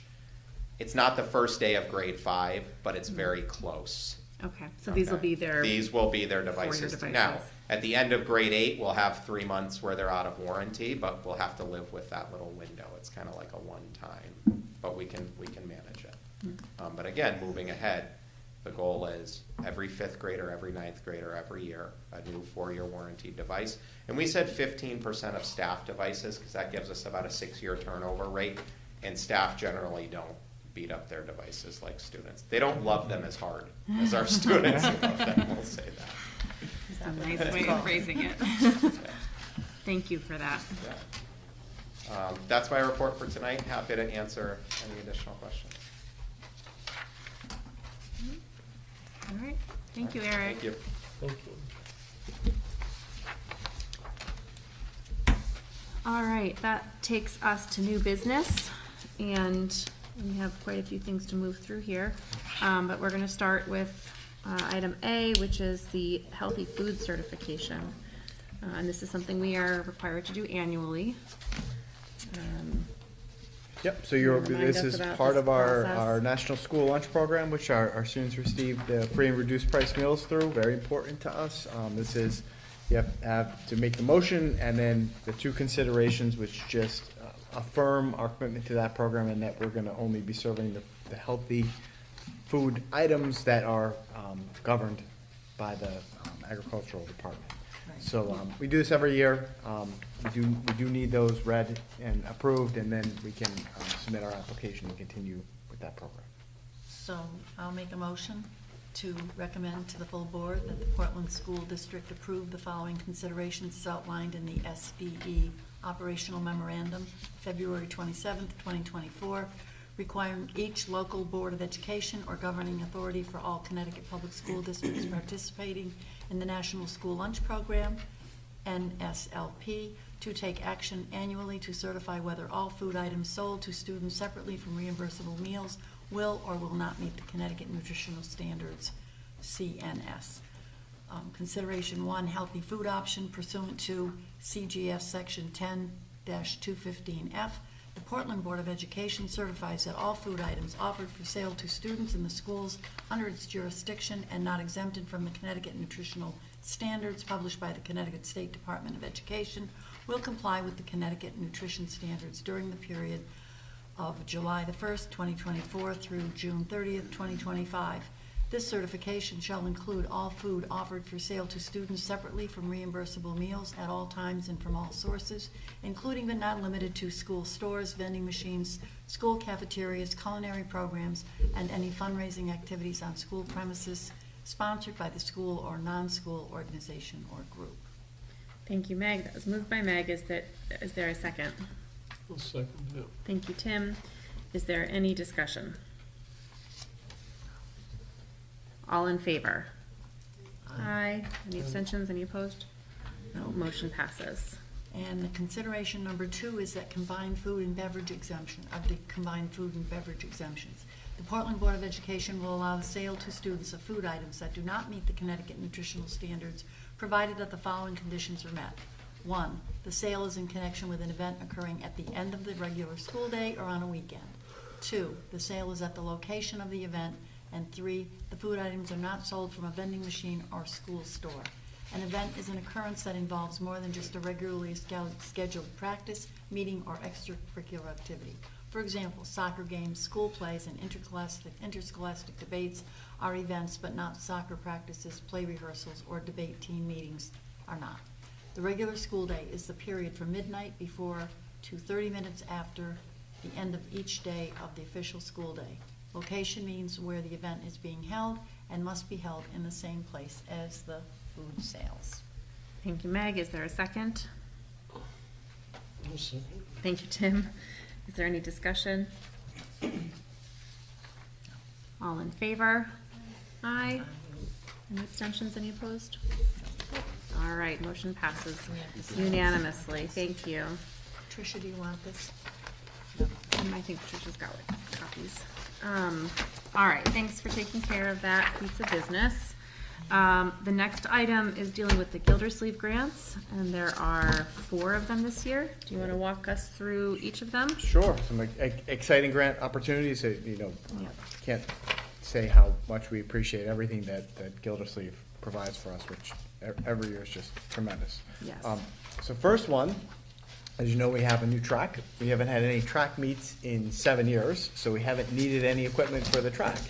Now we have a beautiful track and would love to host meets. I'm sure that many people are excited to come run on the track and compete against our students. In order to do that, we need a whole bunch of equipment. So equipment's not cheap, includes timing systems and all of the equipment that our track coach and athletic director have identified for us, including timing equipment, starter guns, hurdles, all kinds of neat things. This would be difficult for us to fund this in a regular budget to begin with, but impossible in a budget freeze. So we're a little bit early with these, but I'm hopeful that if we get this approved, I've spoken with Howard, the Gildersleeve Grant Committee is going to meet pretty quickly, and I'm hoping we can get this done this track. I was curious about that with Yeah. the timeline, that I see that they need this equipment in place before May. So it sounds like That's the the hope. Gildersleeve Wheeler Foundation is able to move quickly. Moving quickly. That's Yep. good to know. So you want to do these one at a take? Let's action do them one at a Yep. time, I think. Well, I know that there were other questions about this particular grant, though. Did you want to ask? Oh, sure. Do you want to ask your question, Tim? Yeah, I think Bob was here to answer that. I just had a concern when I saw that the grant here contemplates trenching in some fashion under the new track. And that's what it says. They're gonna electrify the center of the says track within, through right? trenching. Right, well, it says trenching to get wiring Something within. within the I know there's track. a lot of ways to achieve that goal. I'm just curious, is it one that's gonna undermine the new bed? Yeah. After working on that new track for a year, not under my watch. So, real quickly, through the investigation of putting that track in, there is additional conduit that was put in They did, okay. beforehand, primarily for irrigation, in the event that we had to run new irrigation lines and stuff. Yeah. I haven't really been able to locate those lines, but if we are able to locate those and safely run electricity under the track in that conduit, Yeah. then we can possibly do that and put some power on the other side of the track. Other than that, hopefully, if we can't do that, we can find some type of device that might be battery operated, that'll hold the charge and be good enough for what they're gonna do. So those are the only two choices they have, but they're fully aware of that. Oh, okay, just in the written piece, it does say trenching. Yeah, I think that just might have been, Yeah, I just didn't know if you had like a drilling thing that you could actually pipe no, under it. You know? and I really, based on that subbase and that 5.5 inches of concrete, that Right. wouldn't be cost efficient to even disturb that area. I would think not. So, Yeah. conduit, yes, there should be two 4 to 6 inch conduit pipes that haven't been used. They actually are throughout all our areas that are paved, which was a really good thing, Right. the one thing. And hopefully we can locate those and then we can just pull a line through. We'll get it onto the soccer Right. side and then we can decide what to do with it. Right, yeah, great. But no interruption of the existing track, at least for the next 50 years. Good. That's a good answer. Glad to hear that, thank you. So should that wording be removed? It doesn't cause more questions than necessary? I'll make sure that the Gildersleeve Yeah. Committee knows that. I can give We'll I can give a recommendation. yeah. All right. Is there a motion to approve the track and field program enhancement project Gildersleeve grant? I so move that. Thank you, Tim. Is there a second? I'll second. Thank you, Kim. Further discussion? No? All in favor? Aye. That was unanimous. Thank you. Excellent. This is exciting. Yeah, that's great. Really exciting. All right, the next grant that we're looking at is the new PPS Artificial Intelligence Committee. So I don't know if this is exciting or terrifying. It's A little something. both. It's a little of both, right? So Eric's here, we can answer questions about it, but we are aware that we are riding a wave right now, and we're not entirely sure what direction it's going, if it's going to crash on us or what's happening. So Eric and I have had a lot of conversations about AI.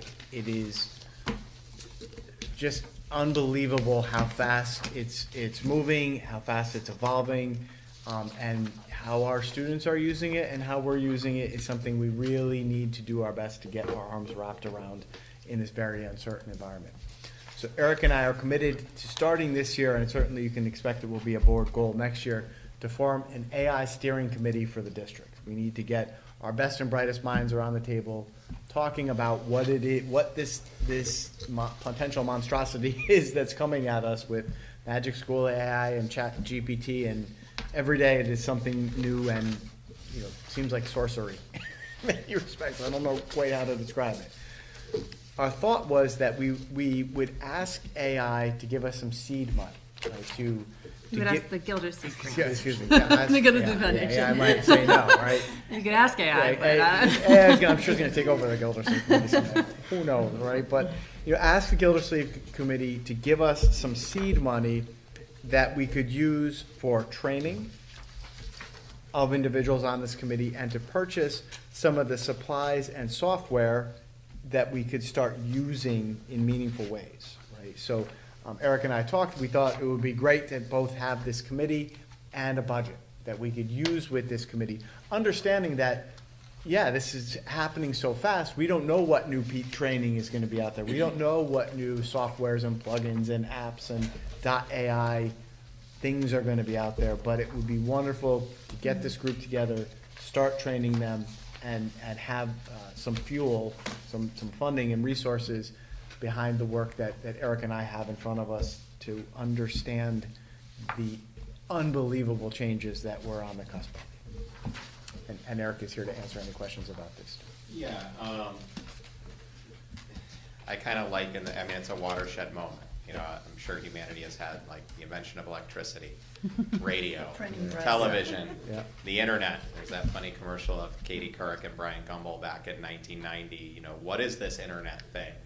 I think we know a little bit more about AI and its capabilities, but we're in a curious position in that our students have access to AI and our teachers aren't experts in AI. So how do we manage the use of something that our students have much more intuitive use of than our adults? So we want to form a committee to kind of figure that out. What's a user code of ethics around AI? We will probably at some point need to get to district policy on AI. Ahead of that, what does an academic position statement look like? How do we give our teachers the types of access to AI tools and education and training so they start to understand it and become effective guides or purveyors of the use of AI for our students? All this is happening very quickly. Just quickly, anecdotally, our high school English teachers had a curriculum release day the other day. As part of that release day, I scheduled 2 English department chairs from area universities, and we had a wide-ranging panel discussion about freshman year requirements and what your wishes would be that freshmen come ready to be able to do in college and how that might inform curriculum. But we asked the question of AI, what are you doing at university level to deal with AI? And they went, we have no idea. And so we're, even in higher education, we're very much, you know, the tsunami is here. It's accessible to students. We're using it. AI is using us. And we need to develop a plan and a readiness so that we can leverage it as an educational tool for good, or else we're going to find ourselves on the wrong side of it. Mm-hmm. And that's what we've put this application together to do. And you'll see the budget breakdown. It's staff training, it's subscription access, and it's also a little bit of undefined money if we want to create teacher leader positions or stipends for teachers to pioneer use of AI to inform instructional delivery and things of that nature. I stand with Dr. Britton in that, you know, we can either shake our fist at the sea or learn how to swim amongst the tide. Questions for Eric or Charles? No, I think it's a good idea to have the conversation, and it changes every day. And I would be surprised that there are not teachers doing lesson plans. There are some, and that's also one of the dangers is, do our teachers know when they engage with AI what AI's harvesting and use of their data is, and does it provide, are we susceptible over our network when people are utilizing AI? Using it to make tests and rubrics and questions and worksheets. I mean, it's people are writing books. And that's the other part. You know, I don't want to. We're not just coming from a fear-based perspective. Just like the internet, there's incredible power and convenience and privilege in the tools we have available through the use of the internet alone. So AI can offer those same things, and how do we harness all the positives of AI to make what we do here better and more impactful for kids? Yeah, I don't know whether it's to be optimistic or terrified, but we got to start moving. Well, the medical community is using it, and a lot of people are embracing it like it's the new. So I think we have to be prepared, because these kids are going to figure it out before the adults do. We're not natives to the digital world that they are. That's right.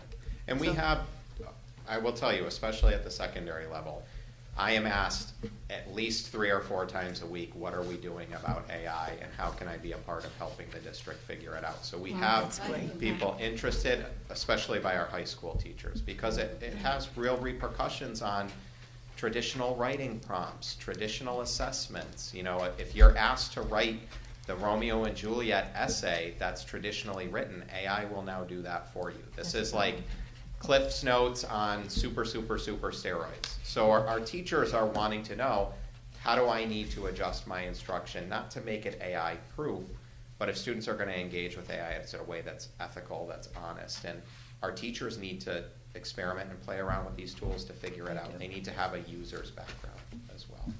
But there's a lot of teacher interest. So I'm sure when we offer this steering committee, our only question will be, how many people can we accept on the committee before we have to turn some people away? And then to have funding to feed the committee will allow the committee's work to go further and be of more impact. No, I support it. I think that's a great way to have a community conversation. Do we know what other districts in the state are doing, and is the state offering any type of AI training or classes? Yeah, so great question. Dr. Britton recently went to a workshop that was focused on superintendents and their awareness of AI, the good, the bad, the potentially ugly, the potentially incredible or wonderful. I've been to a couple workshops. I've brought teachers. It's all kind of at the level of, you know, anything from what is AI to what do you need to know about it, how quickly is it increasing its knowledge, its capacity. You know, every time you go from a version 3.0 to a 3.5, it's 100 times more powerful than the previous version.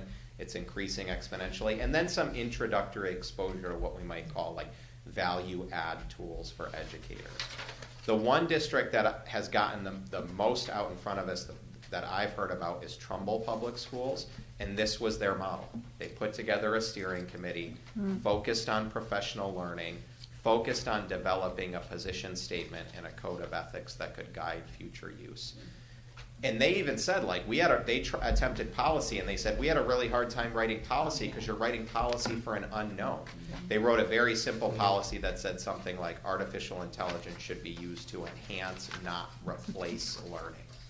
And that was as far as the board went, but it was effectively a position statement. I like that. To be amended in the future. Yeah, that's great. It's either this or empty out your bank account, buy land in the White Mountains, or all go off the grid, because the workshops Eric and I have been going to there. It's like science fiction. Oh, yeah, it is. And you can use AI to find a good piece of land. Yeah, that's right. May or may not exist. The other thing I'll say is, so the state is divided into 6 RESCs that support school districts, and we have entree to all of the RESCs. We're on the borderland of Crack and Learn. I would say, in my experience, Ed Advance has been the RESC and they serve the northwest corner of the state. They're the ones that have been the furthest out in front of the rise of AI and, in general, the use of instructional technologies. We've partnered with a gentleman named Matt Mervis out of Ed Advance. He actually delivered the workshop that Charles went to, and one of the ones I brought a team of teachers to earlier this year. It was through Ed Advance that we brought in Skills 21 and the PIP platforms for our capstone projects at the high school and middle school. They've since embedded AI tools within both of those platforms. We've actually signed a contract with Mr. Mervis to come and deliver some PD to our teachers as part of our convocation for next year. Again, introductory. What is AI? How do we use it? How can it help you to work smarter and not harder as an educator to be of more impact for your students? And then he's going to create some breakout sessions dedicated to elementary folks and what AI use might look like on the elementary side and then on the secondary side. So we're not waiting for the committee. We knew, like, we got to do something. Actually, Mr. Mervis had reached out and said, hey, if you're interested, I'm starting to book for the fall. And I said, yes, we need something like this. And then it would complement the work of the committee. So that, rather than making that a one-off PD, the committee would know, hey, we have that, and then how do we continue to build through and beyond that PD opportunity. Excellent. Thank you. Okay, well, Is the plan for this committee to meet after school hours or during school? we gauge the availability of teachers, likely after school, and we might, if we have funding, we might, we can't pay people, it's a voluntary committee, but, you can always kind of sweeten the pot of after-school meeting times with providing refreshments or dinner or things of that nature. And we could use funding to do that. But the goal is to get the committee together, figure out what works best for the committee, try to meet once or twice before the end of the school year, and then to create some inertia heading into potentially the summer if folks are Or available. the 2-hour delays or PD days or. definitely. Right. During school time, we're really wary, as you know, of pulling teachers from classrooms. There's a million great reasons to pull teachers from classrooms, but kids need their teachers in their classrooms. So that is not the aim would not be for people on this committee to lose instructional time. Well, I'd be happy to make a motion to support your Gildersleeve grant application for the formation of an AI committee. I'll second it. Thank you, Angela. Any further discussion? All in favor? Aye. Were there any abstentions? Any objections? Nope. Motion passes unanimously. Excellent. Yeah, I'd say for this one too, Eric. Is this the Perkins? No, this No. is the Okay. Pfeiffer grant. Okay, I mixed something up on the Perkins when we get there, so. I'm gonna Okay. come back. No, the next item is the mini grant, the teacher mini grant, standardized assessment library. Yeah, so this is from Morgan Smith at Gildersleeve. And Morgan is a special education teacher, and she's found 2 assessments she would like, with a Pfeiffer assessment of writing and Pfeiffer assessment of math. I should give you a little description to them. I had to familiarize myself with these 2. I'm sure, Kim, do you use either of these? Okay. They're research-based and peer-reviewed and will help in the identification process. No reason not to support it. It seems like this is a great investment of about $1,600 to acquire these assessments for Morgan to use at Gildersleeve. I would just say the nature of those assessments, when students fall at the lowest levels of our current standardized assessments, these assessments help us to create a clearer picture of those students' exact intervention needs, tier 3 and below, especially in the realm of special education. So we've talked about part of our participation in the state personnel development grant is to write better IEP goals. Part of writing better goals is having better assessment data that pinpoints those students' exact abilities and needs. These assessments will help to do that in the areas of math and writing. Will this only be available to Morgan at Gildersleeve, or will this assessment then be available as a tool to other special education teachers at our other elementary schools? It's a great question. Right now, it's a really good question. I think we'll start with Morgan at Gildersleeve and let her pilot it out and then share with, it's a pre-K to 22 assessment. I mean, it Oh, wow. goes the whole range, so that it could be available all the way up through our transition program.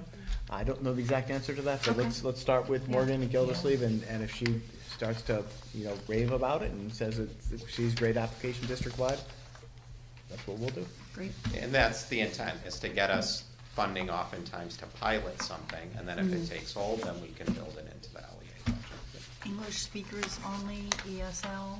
Anyone needing what we would call tier 3 and below. ML is, ML students could fall within any tier, Right. but for our ML students with tier 3 and tier 4 needs, or tier 4 being special education, yes, these assessments could certainly serve. And equitable, I mean, in terms of, As equitable as a standardized assessment could be. well, that's, Do you know how many students this will So help? we have a prevalence rate in our district of about 17% right now, on average, slightly higher at Gildersleeve. I think Gildersleeve's prevalence rate is around 19%. So within that population, this assessment would serve any student. So, upwards of 20% of our population, but certainly not all within that population. I would say, as many as 50 students, as few as 20. Another tool in the belt. Yeah. But again, to pilot and find out through Gildersleeve funds is a great opportunity. Yeah, great. Is there a motion to approve the request for the teacher mini grant for the standardized assessment library? I move, we Thank move you. forward to approve it. Thank you, Tim. Is there a second? I'll second. See Kim's hand. Thanks, Kim. Any further discussion? All in favor? Aye. That was unanimous. Thank you. All right, and the last Gildersleeve grant is the middle school television studio lab enrichment grant. Okay, I'll let Eric talk Okay. about it. We mixed something up. Corey here. was furiously Yeah. I switched by mistake, so I'm gonna read his text. I think The I caught that. Perkins supplemental is for the computer lab. It's a competitive grant from leftover Perkins money, so we get entitlement Perkins money every year, and then leftover money you can apply for via grant. That grant funds the computer lab. We've sometimes gotten that grant, sometimes not, it depends on the year. The Gildersleeve grant is for the studio. So you're voting on the studio equipment. So they although are separate. They are separate, but he said we can run the studio even if we don't get the new computer lab. Through the Perkins grant. Through the So Perkins grant. this application for the Gildersleeve grant is for the studio equipment. for the studio equipment. It's a But standalone, doesn't rely on the. it doesn't rely on it. So students, for example, could still use the high school lab to produce studio equipment and then edit it on the computer equipment that they're applying for through the Perkins grant. Does that make sense? Yeah. And then he just said we can also benefit from the new lab without the studio. So they were developed together, but they're mutually exclusive. So they will complement each other if we were able to achieve both grants. That'd be They would ideal. also, each of them function as standalone investments in our Absolutely. technical offerings. Yep, and if we weren't to get one, we could go back the next year and apply for the one that we didn't get via the opposite channel. Yeah. Great.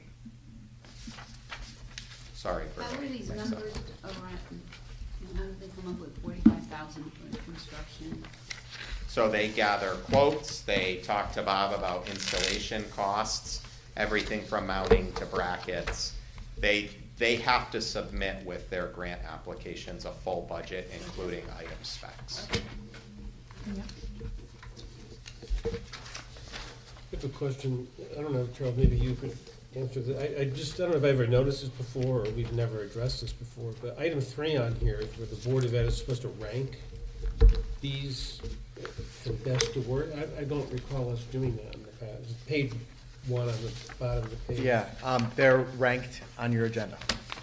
So I would They're say. ranked in terms of. yeah, In terms of priority? Yeah, in terms of. Oh, these, actually, this lists the priority? Yeah, That wasn't clear. to me. That's why I wasn't clear on that. So I would say the track equipment would be something as I present to Gildersleeve and they say, hey, which one do you like the most? I'd say track 1, That's priority number 1. AI 2, the Pfeiffer 3, and then this one 4. Well, I concur with that order. Yeah, yeah, so, Yeah. So it wasn't just random? no.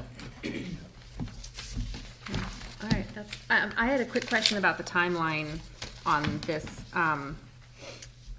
That under the goals, it says that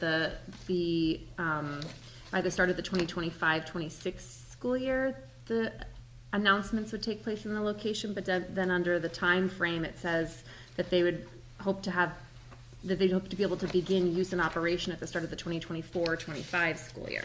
So is it just that it'll be usable, but it won't be used for announcements until the following year? It just depends on delivery of equipment timeline, so Okay. unfortunately, we can go back to the connectivity grant. You put in for the grant, you get the grant, you get the money, you go back to your vendors, we'd like this equipment, and they say it's Right. no longer available, right? Or there's a shipping delay from the factory. So Right. it's really a question of when do we get the equipment in, how quickly can it be installed, how quickly can we start to train students on how to use it, and give them enough practice through the curriculum to be able to actualize it to data announcements. I saw you stand up. Did you want to add to that, Dylan? No. You said no, and then you said sure. I know you did.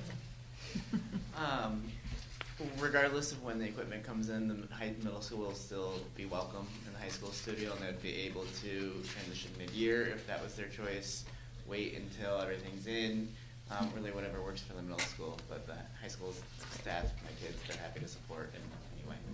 Awesome, thanks. And it really does serve Dylan's programs well because he gets kind of seed interest at the middle school, and those kids end up becoming his baby rock stars in high school. And you know what? It starts even sooner than that because there is Biz news. a like enthusiastic group of kids over the last few years who have been participating in similar programming at a smaller level at Biz. And Absolutely.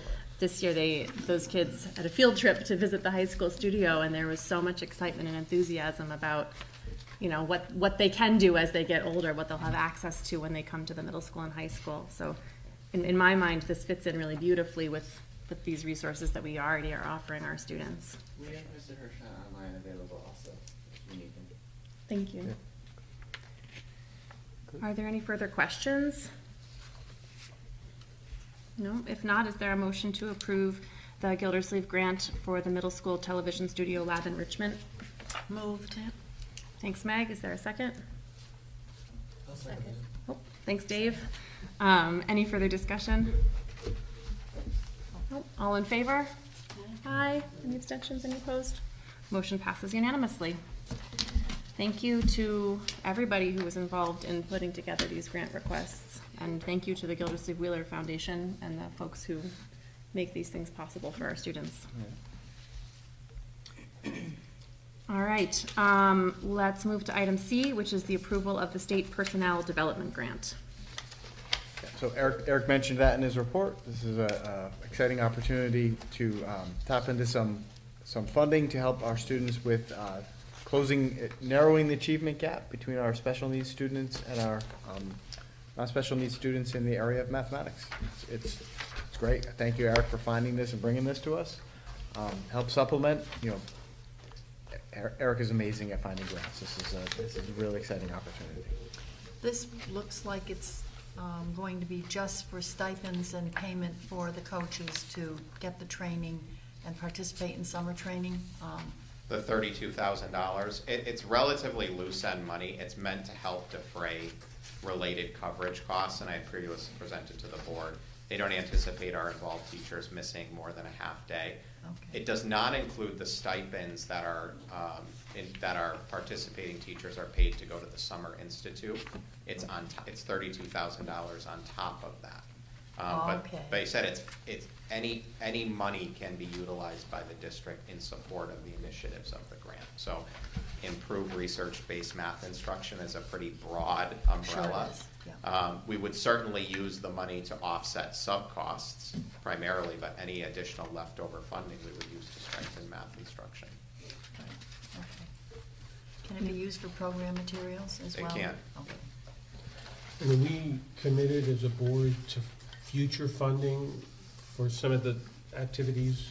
No, so the state is looking to work with 3 successive cohorts. We'd be the first to implement and define best practices for writing IEP math goals. That's really the gist of this grant.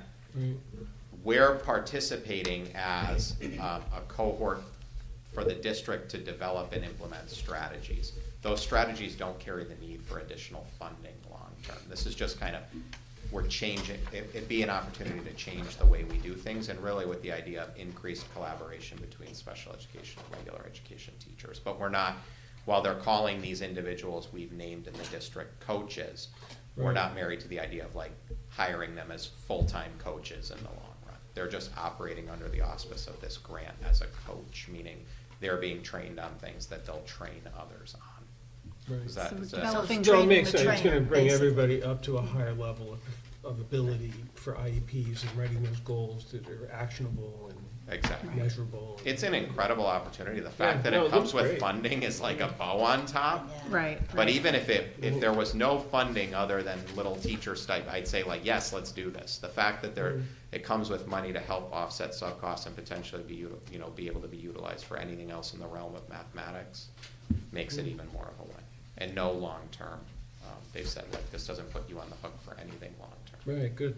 K-12, is this K-12 or K through They said they'd like to transition? see you utilize the funding within your targeted grade span or within the targeted grade span of the grant, which is K-6. K-6, okay. So case. We're targeting grades 3 through 5 for the grant, but we could utilize the funds across K-6. I just Well, think that's this good is to a know. wonderful opportunity, and Yeah. I'm glad you've pursued it. Do we have people Um, interested at this point? Yes, our 2 coaches absolutely, and yes, people will be interested. Okay, oh, good. That's Okay. great. Have you put it out too? We've had preliminary conversations, and the principals are very keen. The principals have advocated for the teachers they'd like to see participate. It comes with the allocation of contractual time and stipend. And again, to kind of preview our teacher evaluation plan to come, which puts an onus on professional learning, teachers having a professional learning goal. For those teachers participating, this becomes a ready-made goal for them in year 1 that the district is supporting with time and funding. Great. And how will that be measured? The effectiveness of their participation, it'll be measured through student outcomes for our students with math-specific IEP goals. And it'll be measured through our implementation of the strategies that we learn to take on through participation in the grant. The state is, as part of our participation, and this is in the user agreement, They will continue to track by student identification number the performance of the students who have been identified through IEP to be included within this grant. But again, we're not as a district held to the fire of the performance of those students. It's just a way for the state to track the long-term effectiveness of this grant effort. Yeah, that's great. It's great. But part of the work of this grant, they've said, is we're gonna develop what the metrics are to measure the effectiveness as we go. And that's part of being cohort 1, but we have a say in that conversation. And I always say, whatever the state does through grants and cohorts and suggestions early typically becomes mandate later. So you're better off being at the starting blocks and being part of the conversation and having input for what's gonna come around later as a mandate, and probably an unfunded one. Fair enough. No doubt. Well, let's hope they don't do That's the their science best. of math the way they did the science of reading. Could hope. I'll make a motion to accept the grant for state personnel development. It's the state personnel development grant, district partnership agreement to effective, learn how to write IEP progress monitoring, I think. Does that make sense? Seconded by Tim, thank you. Any further discussion? No. All in favor? Aye. Any abstentions? Kim's gonna abstain. Any opposed? Nope, motion passes. All right, thank you. We will look next at the approval of the Perkins grant. And I think we've gone around on this one too. This is Yeah. core science grant. This is gonna help us upgrade the studio, lab and studio in combination with the Gildersleeve grant. Yeah, I didn't read the whole document. Great. I Are have there no, further questions? Someone ready to make a motion? well, I'll make the motion and somebody can second it and then we can discuss it. ahead. Career and Technical Education Secondary Supplement Enhancement Grant for 2024. I move that the board accept this and approve it tonight. Thanks, Meg. Is there a second? I'll second that. Thank you, Tim. Further discussion? Nope. All in favor? Aye. Aye. Any abstentions? Any opposed? Motion passes unanimously. Yeah, can I just point out one quick thing that I think that Yeah. everything from the approval of the consent agenda all the way down through all of these grants, I think it really does show how hard we work to maximize outside resources to every extent possible. There's no stone we're not turning over to find that funding. Thank you, Eric. Thank you, Corey, and thank you, everybody. Who knows, we work on a shoestring around here. So these types of things we do, they're tremendous, but they're a lot of work for folks, and I can't say enough nice things about Yeah. them. Well, it's over and above the normal course of their jobs, and we do a wonderful thing. Yep. All right. Thank you. We're gonna keep it moving. We don't have any old business on the agenda this evening, so we'll move along to committee reports. And I'll just update on curriculum. We did not have a meeting after all in March, but we will be meeting, coming up April 17th. So we'll have an update at our May meeting. Policy. April 18th, and I would like to entertain a conversation about a couple of things with the policy on cell phones. One of the things, and I have some information that people could, and I would like to send it out to the full board if I can. We deal with the mental health issues of our children, and some of the mental health issues of our children are caused by social media and cell phones. And we've spent thousands of dollars across the state to provide services for kids. It seems to me that it's a Band-Aid approach, and I think that what I've been reading, best practices, and also the needs for children to have good mental health, we might consider removing cell phones from the middle school. I think we have to be adults about this, and we have to really consider what we're doing, and the Band-Aiding that we're doing by, put them away, put them in your pocket, don't use them. A lot of the software platforms that kids are using are not to be used by kids under the age of 13. But I think I would like to send out some information to the full board and also to to the policy committee, people that came, Eric and Kate and the counselors, just to consider what we're really doing and what we need to do to make our kids healthy. There's a book right now, and I'm happy to share the title, about anxious kids, and it really points to the fact that we just have to take this and look at it in a different way. So if it's Charles and Laurel have give me permission to do so, I will put a package of information together to be considered before we write that policy. And I will be traveling to New Orleans, and I am going to be talking to people about cell phone use and what other districts across the country have done to mitigate the mental health strain that kids are suffering. We can't do anything about after school, we can't do anything about weekends, but we can take and protect them and maybe make an adult decision about what's good for kids and what's not. So going forward, that will be a discussion on April the 18th. Thank you. What's in New Orleans? The National School Board Association annual conference. Yeah. All right, thank you, Meg. Personnel has a meeting coming up on Friday, so we'll have an update for you at our May meeting, I imagine, regarding our contracts extensions that we're working on. Buildings and grounds. April the 3rd, tomorrow afternoon at 3:30. Great. Craig? Meeting next week, budget season, and we just are getting somebody now who's going to be an assistant director to Dr. Florio, I want to say Desi Naismith from Bloomfield, and he will be joining CREC as an assistant director. In the next year or two, he will probably move into the director's role. So that's happening. That's important and exciting for CREC. Board of Selectmen? The 20th and 26th, the bulk of the meetings were budget related, and most of the stuff we know already.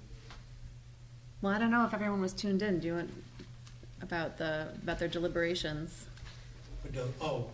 That when the Board of Selectmen deliberated last week, they did not propose any changes or alterations to the Board of Education's budget. Right. And they will vote tomorrow night, I believe. That's on their agenda tomorrow. So, Tomorrow night, Yeah. All right. That's good. Anything else you wanted to add, Dave? No. Nope, good. All right. Youth Services Advisory Board.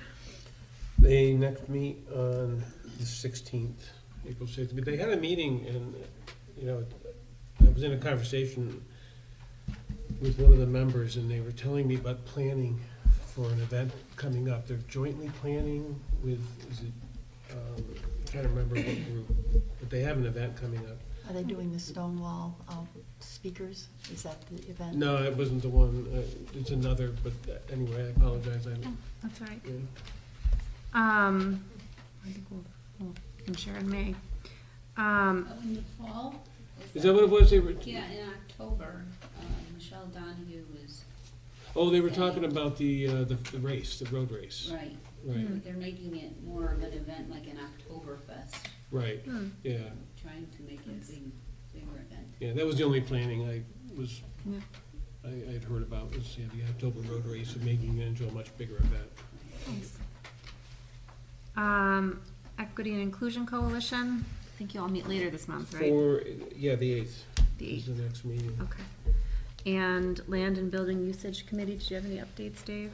I just went through it quickly, for Angela here, that, we've met once already. We took a tour of both buildings, Gildersleeve and Biz,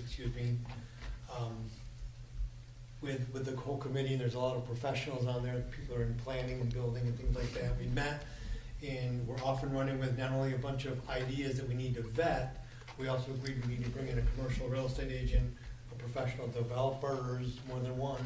There's actually some firm in Connecticut that has dealt with taking schools and repurposing them in apartments or retail, whatever that is, bring them in to get ideas. We're hoping to have a special meeting on the 8th, but we couldn't get the people to come in that quickly. So we're probably gonna have one on the 15th, which will be, or excuse me, the first we're gonna have a meeting.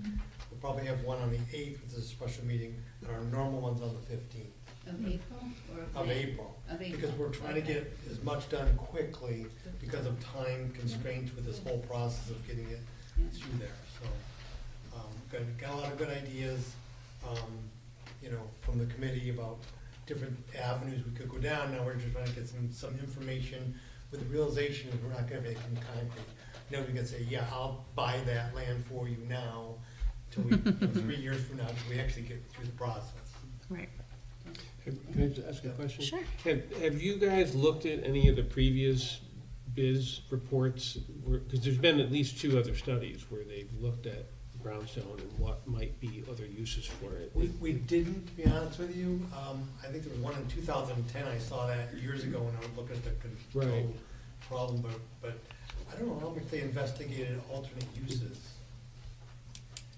Well, that was part of what the whole thing was what would we do with it if it wasn't a school? Well, good point. I think I got Yeah, a copy. I'm just We curious have if those they- studies. We got them. Yeah, when they we did had the facility. studies. Yeah. I was just curious because rather than reinvent the wheel, maybe there's Correct. some stuff No, from although those it's, you old. know, It's like, oh, 14 gee, that's years a, later, I think the dynamics may have changed a little bit for, you know, what it could be done. But there's probably a good foundation. no doubt. Yeah, A good historical reference. yeah. Yeah. It's Yeah. nice. If you don't know your Yeah. history, you're Yeah. lost. Where would he get access to, you know, where? Well, they're available. They're available. I may even have a copy in my myriad of I They think probably we paperwork have at them. home someplace. Yeah. I know I do. I still have all that paperwork. Okay. Good. That's a good idea. I'll drop it off at your house, Dave. All right. Let's move along to audience of citizens. Do we have anyone who wishes to address the board?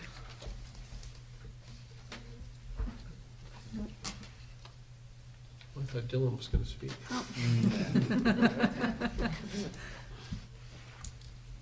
I think we're all right. Okay. And we'll keep moving. Board of Education member comments. Angela, do you have anything this evening? No, just, thank you for all the work that they've done on those grants, and good luck. Hope you get them all. Yeah. Excellent. Dave? Just a quick question. I thought I might have heard of personnel, but I didn't. Where are we in with the dawn replacement? Yeah, so the committees are formed where, I know that a lot of people have raised their hand to be on those.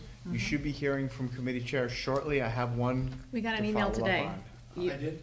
Well, I think you were on the email that I was on from Ryan Wallstrom. Oh, maybe I got it late in the day and I didn't see it. Yeah, setting dates for the interview committee. I So, can yeah. tell you that there are 17 applications, and I'm on the committee to review the applications, and we are meeting tomorrow between 3:30 and 5:30, so after the Building and Grounds Committee, I have to get on the Kate Lawson Committee, but we are going to review, and we have been reviewing the 17, and we'll So have it's a, some. it's a paper screening committee Yeah. with Kate Lawson. Yep.